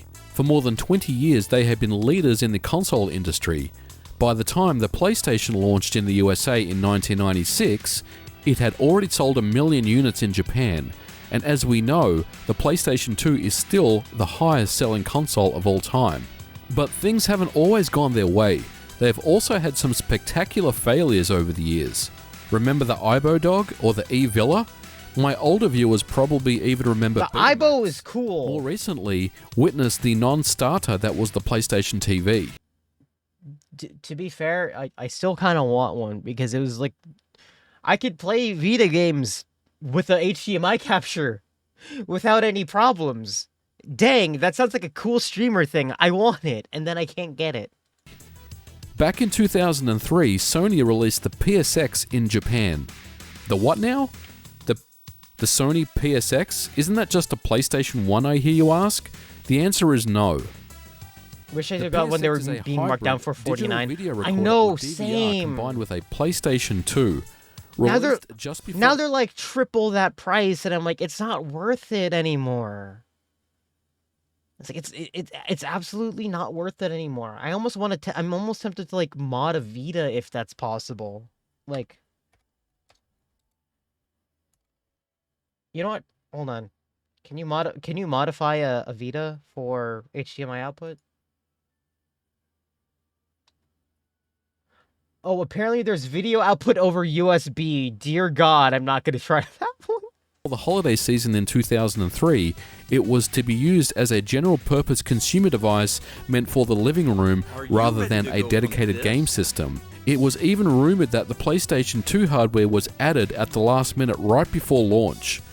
This rumor is backed up by the fact that Sony Corporation marketed the machine and not Sony Computer Entertainment, and it was a total flop, being discontinued. Yeah, I know. I got the same thing. It's just like, and that's precisely the reason why I have one in my possession, because I'm a big fan of Japanese retro consoles and computers. So let's go ahead and take a closer look at the Sony PSX DVR.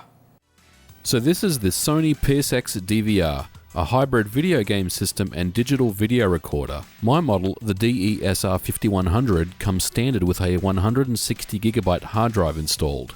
There were 8 configurations of the device all the way up to the DESR7700, which had a 250GB hard drive and was compatible with PSP games. The DVD drive will read and write CDs and DVDs and will support PS1 and PS2 games, but only Japanese region games are supported. All models come with digital video recording capabilities from analog TV signals as well as composite and S-video inputs. The system is very heavy, weighing in at 13 pounds. It also has a vertical configuration, and while that looks really cool, isn't very practical in terms of desk space. Opening the front flap reveals 2 memory card slots for standard 8MB PS2 memory cards, controls for the DVD, a USB 1.0 port, and a proprietary Sony memory card stick slot.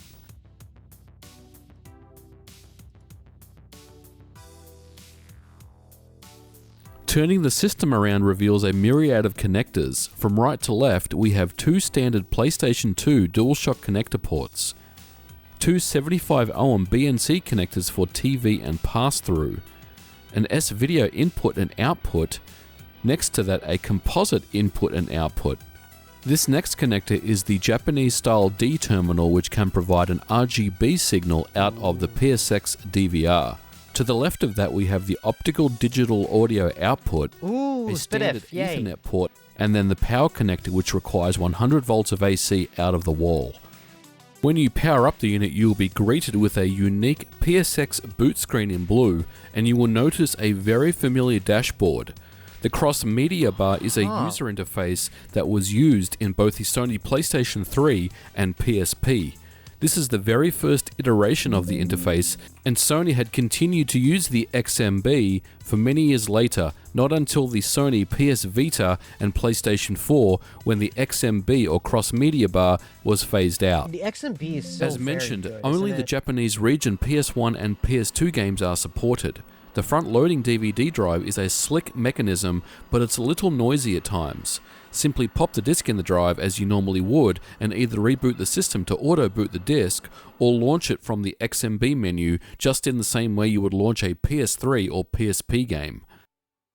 Given the fact that this system has dedicated PlayStation 2 hardware, games run exactly as you would expect.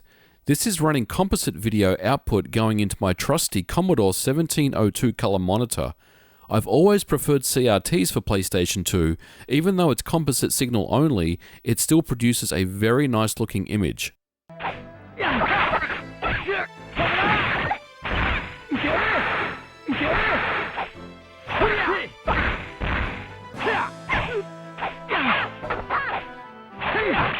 It's interlaced, but you know what? This is acceptable. So let's take a closer look at the DVR functionality. In this demonstration, I've hooked up a cheap clone Super Nintendo console to the composite inputs in the back of the unit. As you can see, I can now capture video footage and record and save it to the internal hard disk. The DVR functionality works very well, and I couldn't notice any stutter or drop frames at all in my tests. Back when audio TV signals were around, you could use this device as a DVR to capture TV shows like you normally would. The system quality comes looks complete really with good a TV too, guide actually. listings Dang. page where you can schedule recordings too, but obviously none of this works anymore. And because the system comes complete with a DVD burner, you can easily burn any captures you've made to a DVD.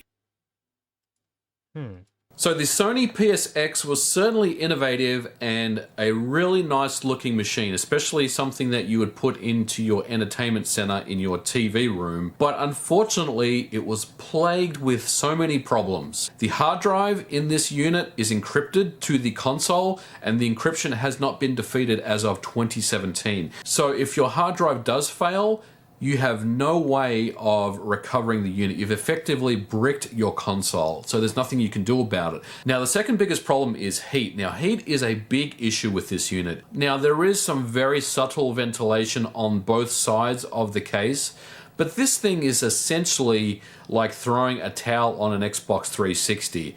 It gets extremely hot inside. And when you've got the DVR working or the DVD burner working or the hard drives working, you're generating extra heat. And eventually, like the hard drive, something is going to fail. And more often than not, I've seen issues where these units don't even start anymore because of some power supply issue or some hard drive issue or some heat-related issue that's caused a problem. Now remember, the DVD drive has a combination DVD burner and reader. Now, there are two lasers on the DVD drive. There is the DVD burning laser, which also reads DVDs, and then there's the CD reader laser, which reads CDs, but it also reads DVDs. Now, out of the box configuration, if you turn on the Sony PSX DVR and insert a DVD into the drive, it's going to use the DVD writer. I'm so surprised that it just has like two just two burners like that. Like like that there wasn't a combo or something that they could have done. Laser. Don't forget that writer laser also can read DVDs, so it defaults to the writer laser.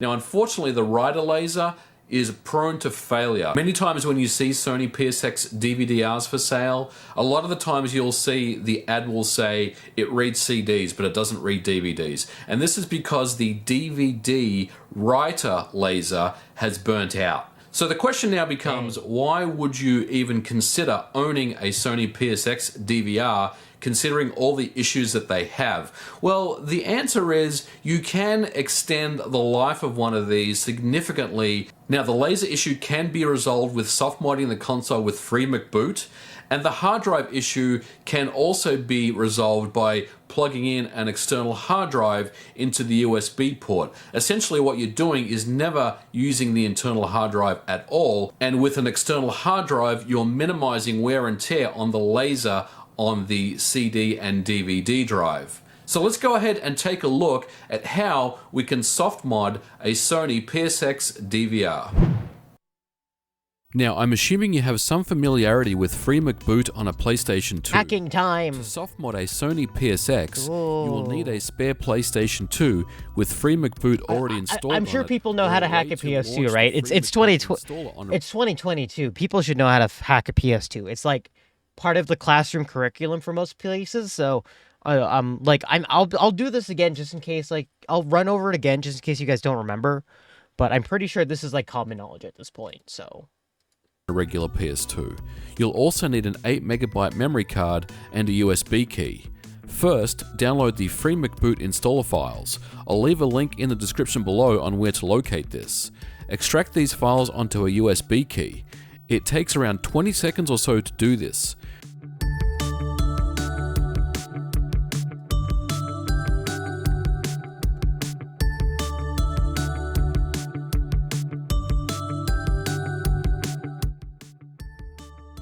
Once you've done that, insert your USB key into your PS2 along with your spare memory card and launch the FreeMcBoot installer from the USB key. Found something neat tossed in the channel? Absolutely. Thank you for tossing in something neat. Oh, we're playing that next. Absolutely. I just looked at it. That, no doubt. Okay, we're doing it. After a second or so, you will be in the installer. Now, the trick here is to press R1 on your controller and you will see a dedicated FreeMcBoot PSX installer option. This is specifically for Sony PSX DVRs. Go ahead and install this on your memory card and follow the on-screen instructions. Once complete, insert your memory card into the PSX, and when you power the system on, holding down Start will launch into the FreeMcBoot configurator. From here, we can assign buttons on the controller to launch different things when we power on the unit. For example, I've assigned Circle to load the Open PS2 Loader, or OPL for short. I'm also using 128GB SanDisk flash drive for my backups that I will be using. Please note, however, if you are using an external hard drive in the USB port, sometimes cutscenes in games will stutter as USB 1.0 isn't fast enough to stream data to the PSX's internal memory.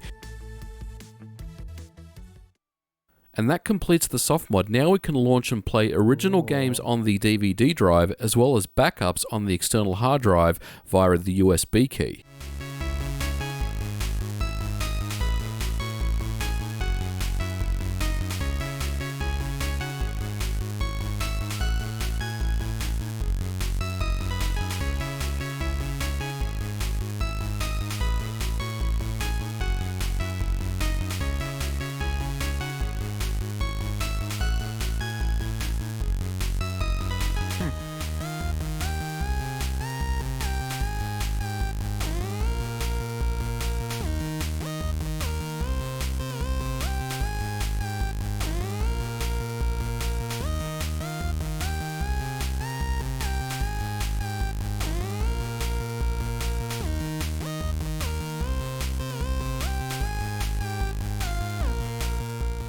So, in conclusion, is it worth picking up a Sony PSX DVR?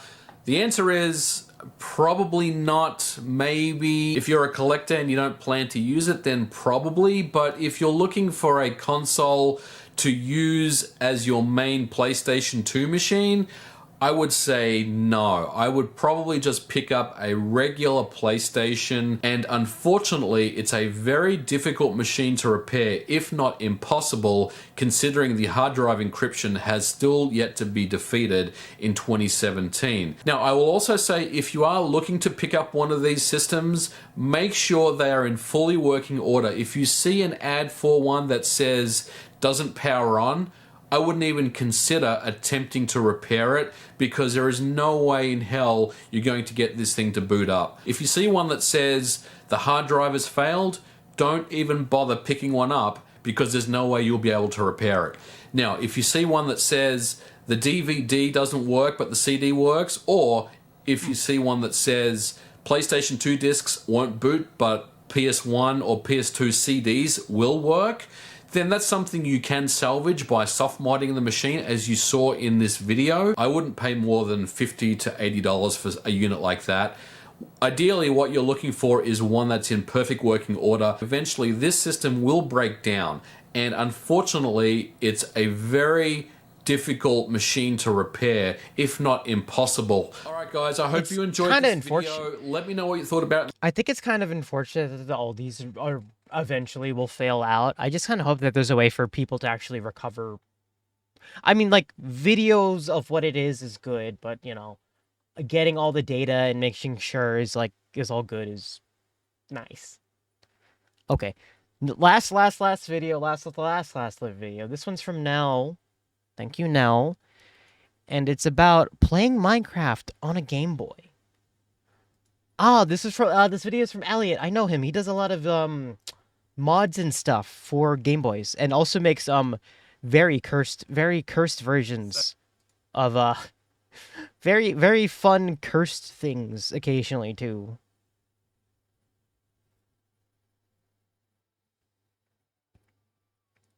But anyway, let's go with let's watch this one. Hey everyone, how's it going? Elliot here, and welcome to my second channel. Today we're going to be taking a look at Minecraft on the Game Boy. I absolutely cannot believe that this is a thing. This has been put together by a gentleman called 3D Sage. Now, I'm not going to be talking too much about everything that he's done. For two reasons. One of them is that I don't really understand it, and the other one is that I urge you to go over and watch his video, because it is absolutely incredible. It will be in the card and in the description, and you should definitely go and check him out.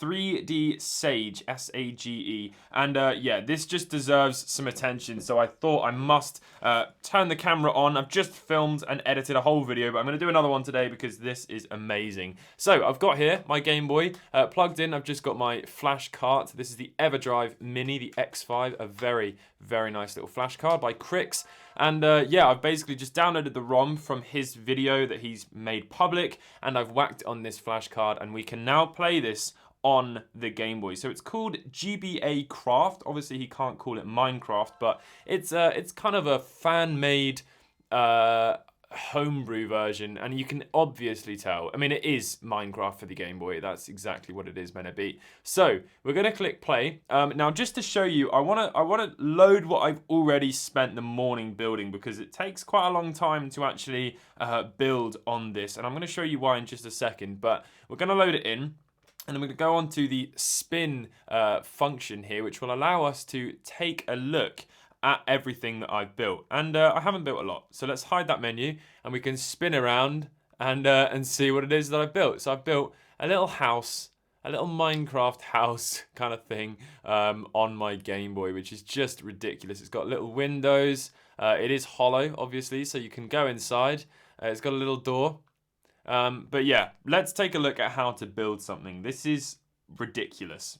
So when you enter the game, you're just going to have a blank canvas, and when you press start, you're going to see all the different blocks that you can choose from at the bottom. So we've got the windows there, we've got lots of wood, some stones, some sort of cobblestone, a hazardous looking thing. You've got lava and water. Now let me just quickly show you these. These are actually animated.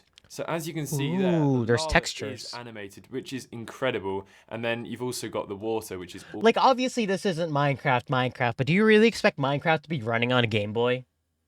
Like, it has the power of, what, a Super Nintendo? So, like, no. also It ain't running. So really, really cool. To place the bricks, it's pretty self-explanatory. B is going to place them down. A is going to destroy them.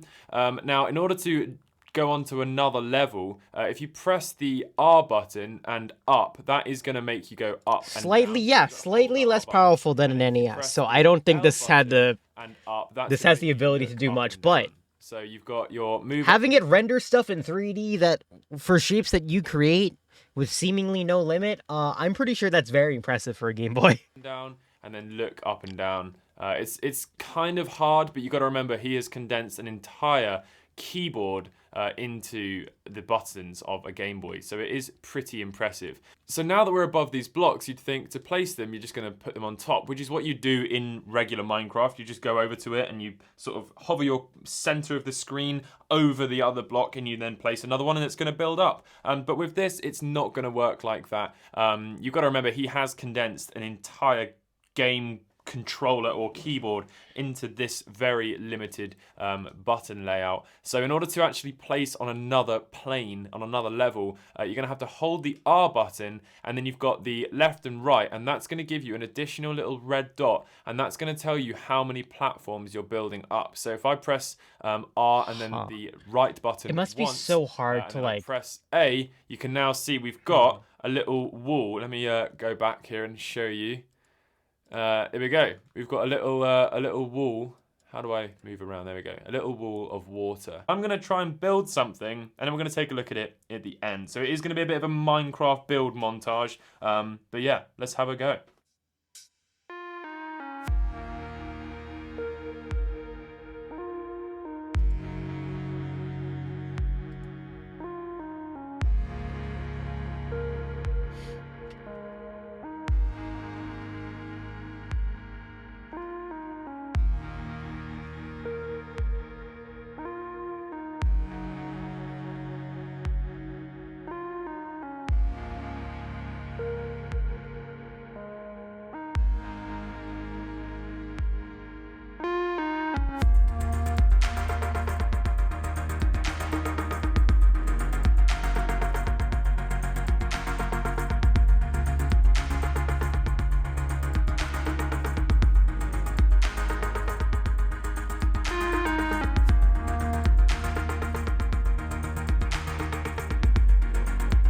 ooh.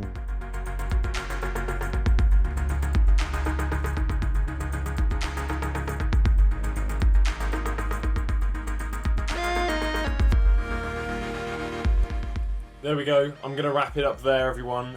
It's really It laggy looks like now it's because I have chugging, but so I many love it. different blocks going on, as well as the fact that it's animated over there. But I've got a little tree. Hopefully you like my tree.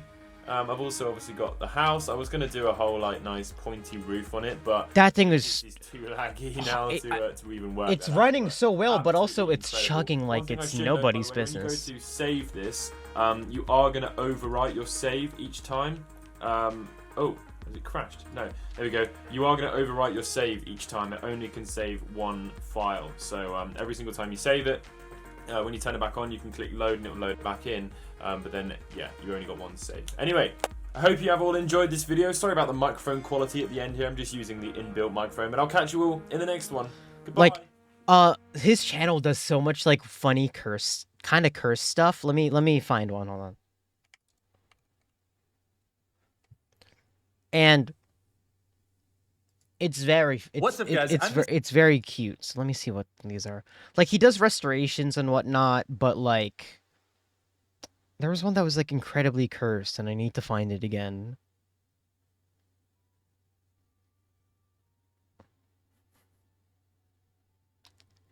Okay, that's good. Let's see here. Wide Game Boy. For example, a Game Boy Switch. Some of these just get like weird.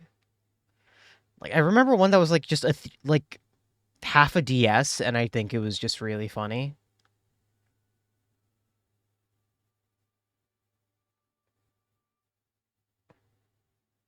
There it is. Oh no, he didn't make this one, but this was just kind of interesting to look at. You know what? Hold on, let's go through this one because I think this was cool. Hey everyone, how's it going? Elliot here, and welcome back to another video. This video is very cool. I am extremely excited. This isn't something that's been extensively covered on the internet, let alone on YouTube. In fact, I think I'm the first person to make a video on this. This right here is a single-screened Nintendo DS. Now, before someone starts in the comments going, well, the DS stands for double screen. Do you think I don't know this? Look, don't shoot the messenger, alright? This thing is a Nintendo DS with one screen, and I'm about to show you in just a second. But before we do that, this video has been sponsored by Sendico. Without them, genuinely, this wouldn't have been possible. Sendico have been supporting the channel for quite some time. They are a proxy service that allow you to buy things from Japanese sites such as Yahoo Auctions, Mercury, and fantastic. They're a very sponsor. Big thank you to them for sponsoring this video. Please check them out in the link below. So, without any further ado, let's roll the intro.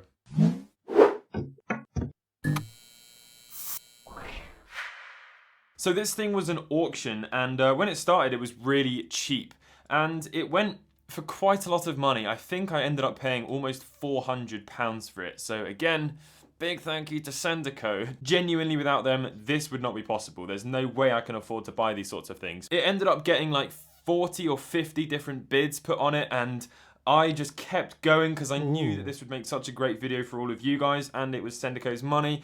And yeah, look at it. Here it is. Does that look like a Nintendo product to you? What on earth are we looking at right now? Look, there's the charging port. There's a couple of connecting things there that you can unscrew. Very exciting. And then look, there's the Nintendo logo. This is an official Nintendo product. But what is it? I hear you scream.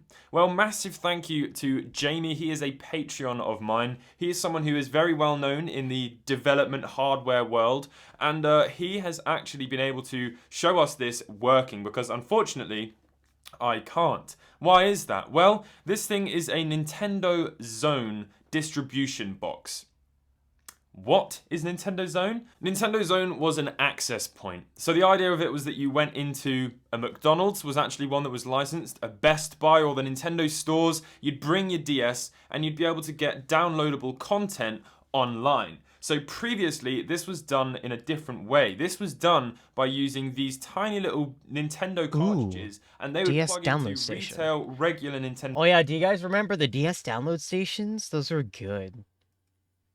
They were slow as sin, but at the same time, I mean, it was running off a DS, so I kind of get it. DS's, and that would emit a signal. Now, the data was already on those cartridges. It was fixed on those cartridges. It couldn't be updated or changed. That was the way it was. And they released a bunch of them. I think there was almost 20 of them or something. And Jamie is on his way to collecting all of them. So he's been very helpful in providing me with all of these details.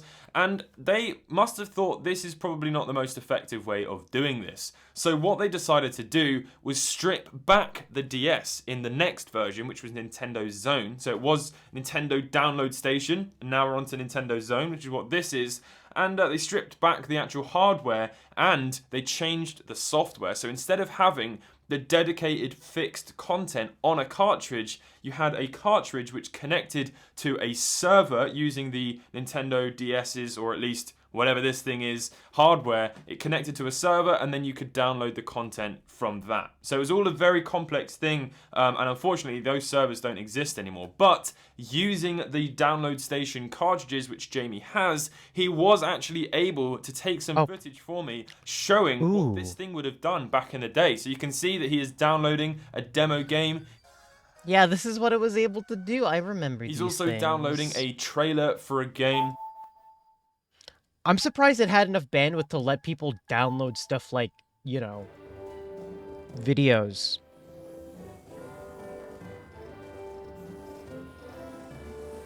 And it's a very cool little device. I mean, I can totally see why they would want to do this, and it would get people into the store when a new game comes out. They can make an announcement, people can go in and they can try it out. A very cool idea. So, as you can see, there are two ports here which are screwed down.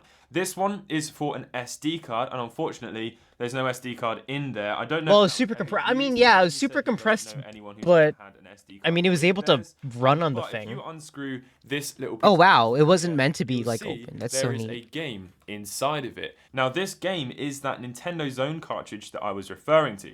And if we actually take a regular DS, you can see that you do not need to have this specific hardware for this to work. Now, here's what's quite cool about this. The second you turn this DS on, it will bypass all of the retail stuff and go straight to the game.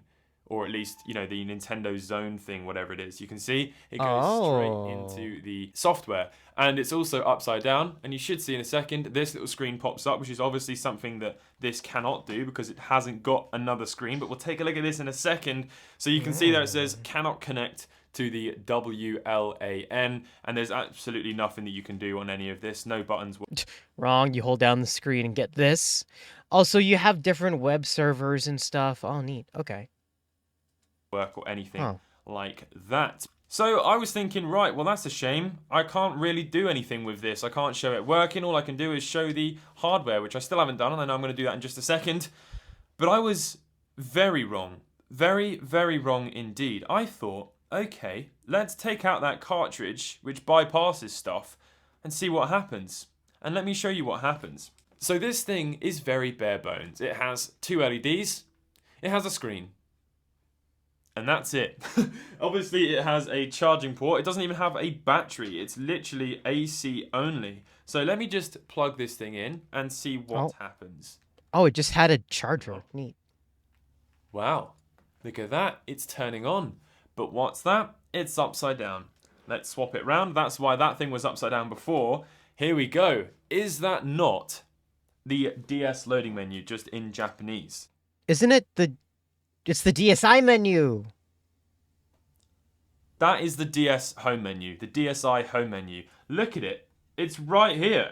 It is literally right here. The regular retail DSi home menu. What is going on? Look, you can access the shop. You can access It's just the bottom touchscreen. Interesting. Interesting. You can access PictoChat. You've got the settings. Unfortunately, there's no settings in here to change the language. All of the menus seem to be the same. Besides, there's two missing from here. Oh yeah, the DSi menus, the region, like changing languages, it was based on region. So in some regions you could change it between different languages, and some you couldn't. So I'm pretty sure for the Japanese-made DSs, I'm pretty sure the language is only being able to set to probably Japanese or maybe Chinese. I don't remember them being an English version. And then there's also two missing from back here as well. So I don't know if this is a different sort of software, one that's like just got less things, an earlier build if you like. But it doesn't have a lot of things that the retail one does have, so I'm not sure. So where this thing gets slightly interesting is when we load a game. So let's load a game. Look at that. Animal Crossing Wild World. Play it. It reads games. It reads retail games. It has no buttons to input into the system itself. It doesn't have a speaker. It doesn't have a top screen. It doesn't have a stylus holder, which is what I'm the most livid about. But look, it works absolutely perfectly. And the benefit of Animal Crossing is that you can play a lot of the game without the controls. Wait, you can? Uses the bottom. Oh my god, you can! I didn't know this. So yeah, look at that. I'm playing a game on this weird little DS Zone thing. So I then started thinking, right, what is inside this thing? Is it some sort of custom PCB that has enough of a DS in it that it can read this game and do the things that this game requires doing? Or is this a DSi motherboard? So I recently did a repair on this Nintendo DSi, which is in a transparent shell. And it wasn't until I started looking at it and thinking, kind of want to mod mine to do a that. DSi. It is quite literally just a DSi that they have rehoused. If you take a look at this, because it's translucent, you can see there's a brick connector here and a separate PCB, which I've got right here. And if you take that away, look, you've got exactly what's left, and everything lines Trans-DS. You've got the, the input there for the AC. I cast transgender on the DS. You've got the SD card slot. It's literally a DSi inside of a brand new housing that they've made specifically for this. they've removed the buttons, they've removed the top screen, they've removed the speaker, they've removed the camera, the microphone. They've just got the motherboard. I was also speaking to Jamie, and he's told me that there's a separate PCB up here in this corner. There's also something going on for the battery as well. It's like bypassing the battery. Jamie even said that it still has all of the connectors to add a screen in, to add the buttons in, to add the cameras in and everything. So it's literally just a DSi, but it is bloody cool. I'm going to go back home before Rossetti kicks off at me for just turning this thing off. What an absolute crazy It's very neat. thing. I mean, obviously, like they like it was pretty, I suppose, economical doing this because it's just a, you know, oh cool, we just need to get like almost like half the components of the DSi, put it in a shoddy plastic case and give it to retailers so they can use it, and no one touches it, so they don't have to worry about it. Super neat. And there's not even batteries. Corner, there's also something going on for the battery as well. It's like bypassing the battery. Jamie even said that it still has all of the connectors to add a screen in. So like in theory, you can just grab one of these, add some extra parts to it, and you get a functioning DSi. To add the buttons in, to add the cameras in and everything. Which might be a bit too much, but a DSi. still. But it is bloody cool. I'm gonna... Yeah, Triforce Arcade did system. Yeah, wasn't the Triforce basically just like a GameCube that got strapped up with like other things on life support? This is an... It was something like that, right? Something. Oh, also, before we go, okay, I'm honest this time. Last video, because this one looks cursed and funny. It's from him again, and it's fucking look at it. I mean, what am I supposed to say? Look at this. This is a Nintendo Game Boy DS. It's a Game Boy you need to last video, I promise, okay? And then I'll go to sleep. I'll be a good girl and go to sleep. Advanced SP screen added onto the top of it, which has a Nintendo DS inside and plays Nintendo DS games and also Game Boy games, and I'm sure many other games as well. This was made by Game Boy Custom on Instagram, and it was reviewed by my friend Brandon over at Retro Dodo. However, it broke halfway through his review, and they reckon something got broken in the process of shipping it from Australia to the UK. So I'm going to pop this thing open, see what actually makes it tick, and try and fix it. Apparently, it's not charging, which is going to probably mean that something to do with the... Oh, well, I imagine it's something to do with the power. If I was to hazard a guess, if you wanted my expert opinion. You can see it's very homemade, you know. Props to Game Boy Custom for making this thing. But there's no sort of body filler and making anything seamless. And I believe this is actually a prototype. I should mention that. However, I'm totally not sure what this is actually going to look like when it's finally done. But this one I know is a prototype. It's held together with glue. And yeah, a lot of glue. And apparently I can't just unscrew it and open the back. Cursed. I'm going to have to cut it open and... No. Make a bit of a mess. That looks like an R4 card that's actually been hardwired in, because they would probably have to have removed the cartridge slot because it's going to be quite big, and they need to get everything inside here. And that's an SD card so that you can put different games on and ROMs and all that sort of stuff on it. There's your shoulder buttons right there. They've taken one of the cartridge slot covers out of the DS Lite and ran that in there to seal that. Wait, those are those two little buttons of those little dots of the shoulder buttons. Oh, jeez. Off. There is no denying that this is a very, very cool item. So let's crack it open and see if we can figure out why it doesn't work. I mean, when you turn it on, it actually pops and flashes. So no idea what's going wrong. Let's see if we can figure it out.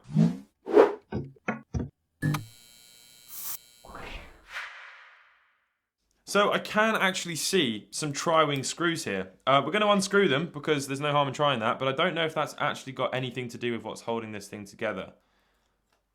Nope. They are just spinning round and round. Oh! Okay, no, I think they might only just be for show. Yeah, they are cut down. They are not actually... Was that glued on? No. Them nonetheless. How dare you? Right, Why? Okay, so we're going to have to just try and crack this thing open because...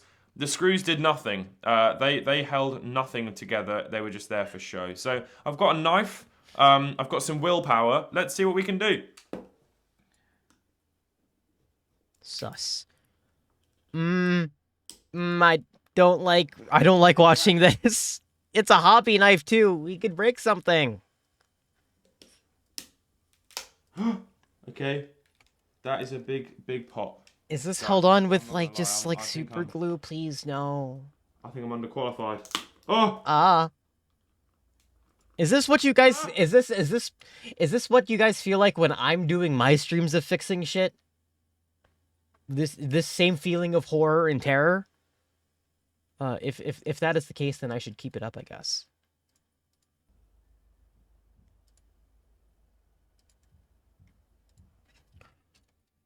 2 days later.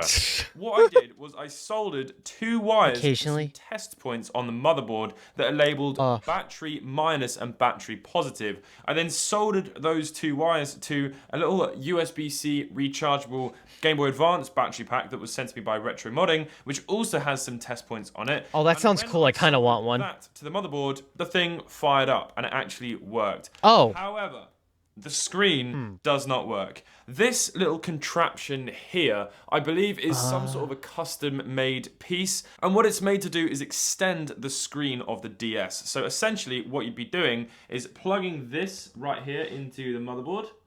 Like that, close that. I need down, one of these and then modding you can things, see those it's gonna modding reach all things. the way over to this screen that he's hot glued into Oh, the Game Boy Color, no. like that.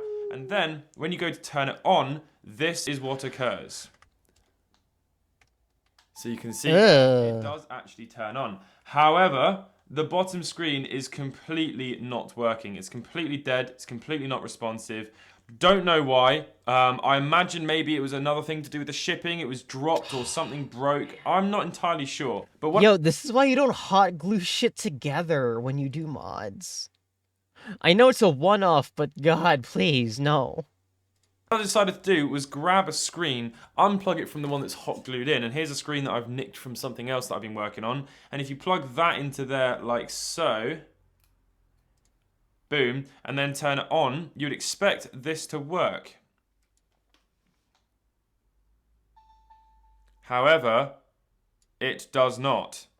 There is absolutely nothing on the screen. It's doing the exact same thing. Oh, man. So, my next step was, okay, let's unplug this extension ribbon cable that's a homemade piece that we know could potentially fail, being that it's, you know, homemade. And let's plug the screen directly into the DS where it would have actually sat originally inside a DS. And then let's turn it on and let's see what happens.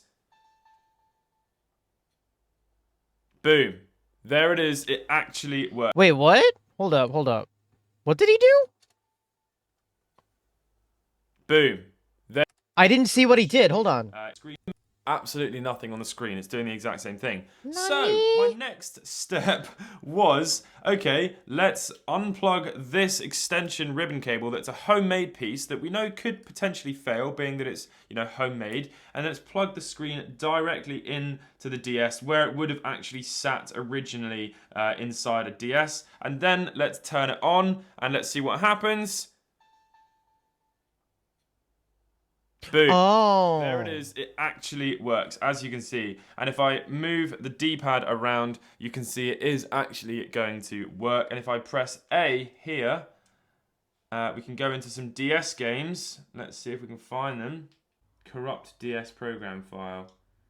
Okay, it's corrupt. Oh. That's not good. Well, unfortunately, it seems like everything is corrupt, which is really, really bad. Everything's breaking. Game, and let's see what happens when we launch. No. Oh no. I'm really struggling with this. I can't get any of these ROMs to work. They're all completely broken. Holy moly, this thing is just a very unhappy little chappy. I have found a solution, I think, to the problem. This puppy right here. Is the cart bad? 120 in one fake DS card. Oh, don't tell me the cart's years bad. ago, made a video which somehow went viral and everybody hated, which is actually an Ace 3DS or whatever, a fake R4 card in disguise. And what we're going to do is take this apparently Kingston, which is definitely a lie, 8GB, which is also a lie, micro SD card, and plug that into here, and it should allow us to play some DS games on this very worse for wear little device. I just want to say this is not Game Boy Custom's fault necessarily. You know, these It's things such are more so works of art, you know, and it's very difficult to make them as reliable and everything as the official stuff. So, let's turn this on, keep our fingers crossed, and see what happens. Let's start this up. Okay, whoa, loading. It's not done that before. It's not done that before. Oh. It works. It works. We have managed to get this thing working. We're technically playing DS on a Game Boy.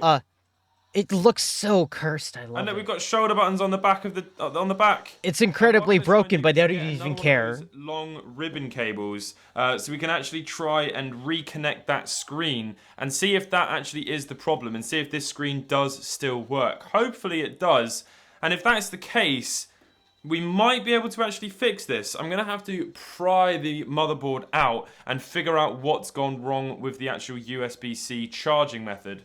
In fact, I think we should do that now. Yeah. Oh, okay, that's some movement right there for sure.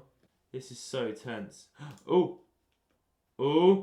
Don't, no, So wait. I managed to actually get... He was using metal tweezers. No, it hurts. This out. Pain. Let's have a look. Oh my goodness gracious me. Pain. Look at what we're dealing with. Let's remove this little piece of tape. Oh. And see what's underneath. There we go.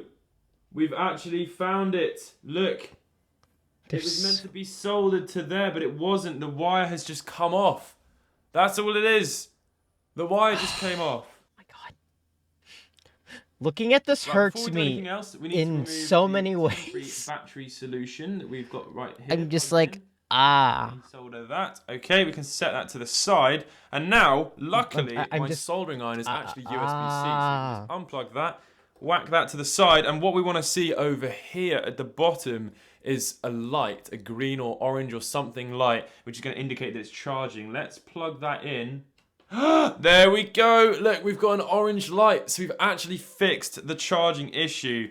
You can see there how that wire is so delicate and can possibly snap off. The pins that he has soldered that to are tiny. I've done a lot of soldering in my time, and that is still something that I would find very difficult. That has fixed the charging issue. The charging issue is no longer an issue. It's gone. It's not an issue. But we've now got two other problems. This ribbon cable is broken. We know that for a fact because when I plug this perfectly working screen into this extension, the screen no longer works. So that we know has something to do with the extension cable. I can't plug the screen that's hot glued into the motherboard directly because it's too far away. But yeah, when I put this working screen into here and then plug the extension into the DS, like that, and turn it on, you would expect to see this screen working. Which it actually does. Oh. Okay, that's weird. It Wait. actually does work. Right, so okay. We now know that the second problem is nothing to do with this extension cable. That works perfectly fine. See, this is what proper troubleshooting looks like for anybody who has problems with tech. It looks give or take like this, I'd say. The issue is the screen that's plugged into there. Supposedly, but this ribbon cable I thought, didn't work before. This is really bizarre. Right, well, that ribbon cable I thought didn't work before, but now it does. So maybe I should just try and plug it back into the screen up here again.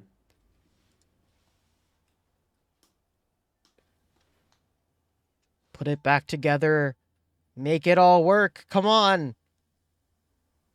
Yo! Everything works! Yo, let's go! Works! Everything works! Oh my... Now put it back together. Don't break it. Goodness Please. me. So the screen isn't broken, and nor's the ribbon cable.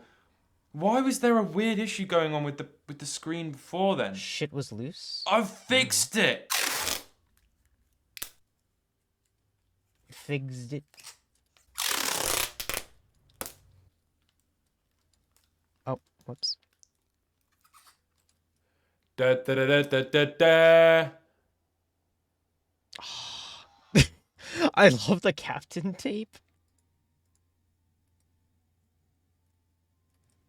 I fixed it. Yes, The screen no longer closes because it's held together with Kapton tape. And yes, it does look slightly worse than before because it's held together with Kapton tape. But because it's held together with Kapton tape, if and when it fails again, I can get back inside with no problems. Look, this is insane. I've actually managed to fix it. I'm playing it now, it works, and it's cool. And if I didn't use Kapton tape and I actually spent some time gluing it, the screen would fold down and you'd have a really cool DS Game Boy thing. And I think that that is very awesome. Fair play to Brandon as well for managing to make a video out of this thing still. Out of respect and love for the guy who sent it to him all the way from Australia. And yeah, wow, what a cool little thing this is. It feels so natural to hold as well because the Game Boy Color is actually quite a comfortable Game Boy to play on because of the big bulge for the AA batteries. But yeah, look at that. And I just came first place in the first round on Mario Kart. Unfortunately, the viewing angles on these screens are really awful, but that's no fault of anyone other than... Oh, wait, I just realized the screens are like are made of different,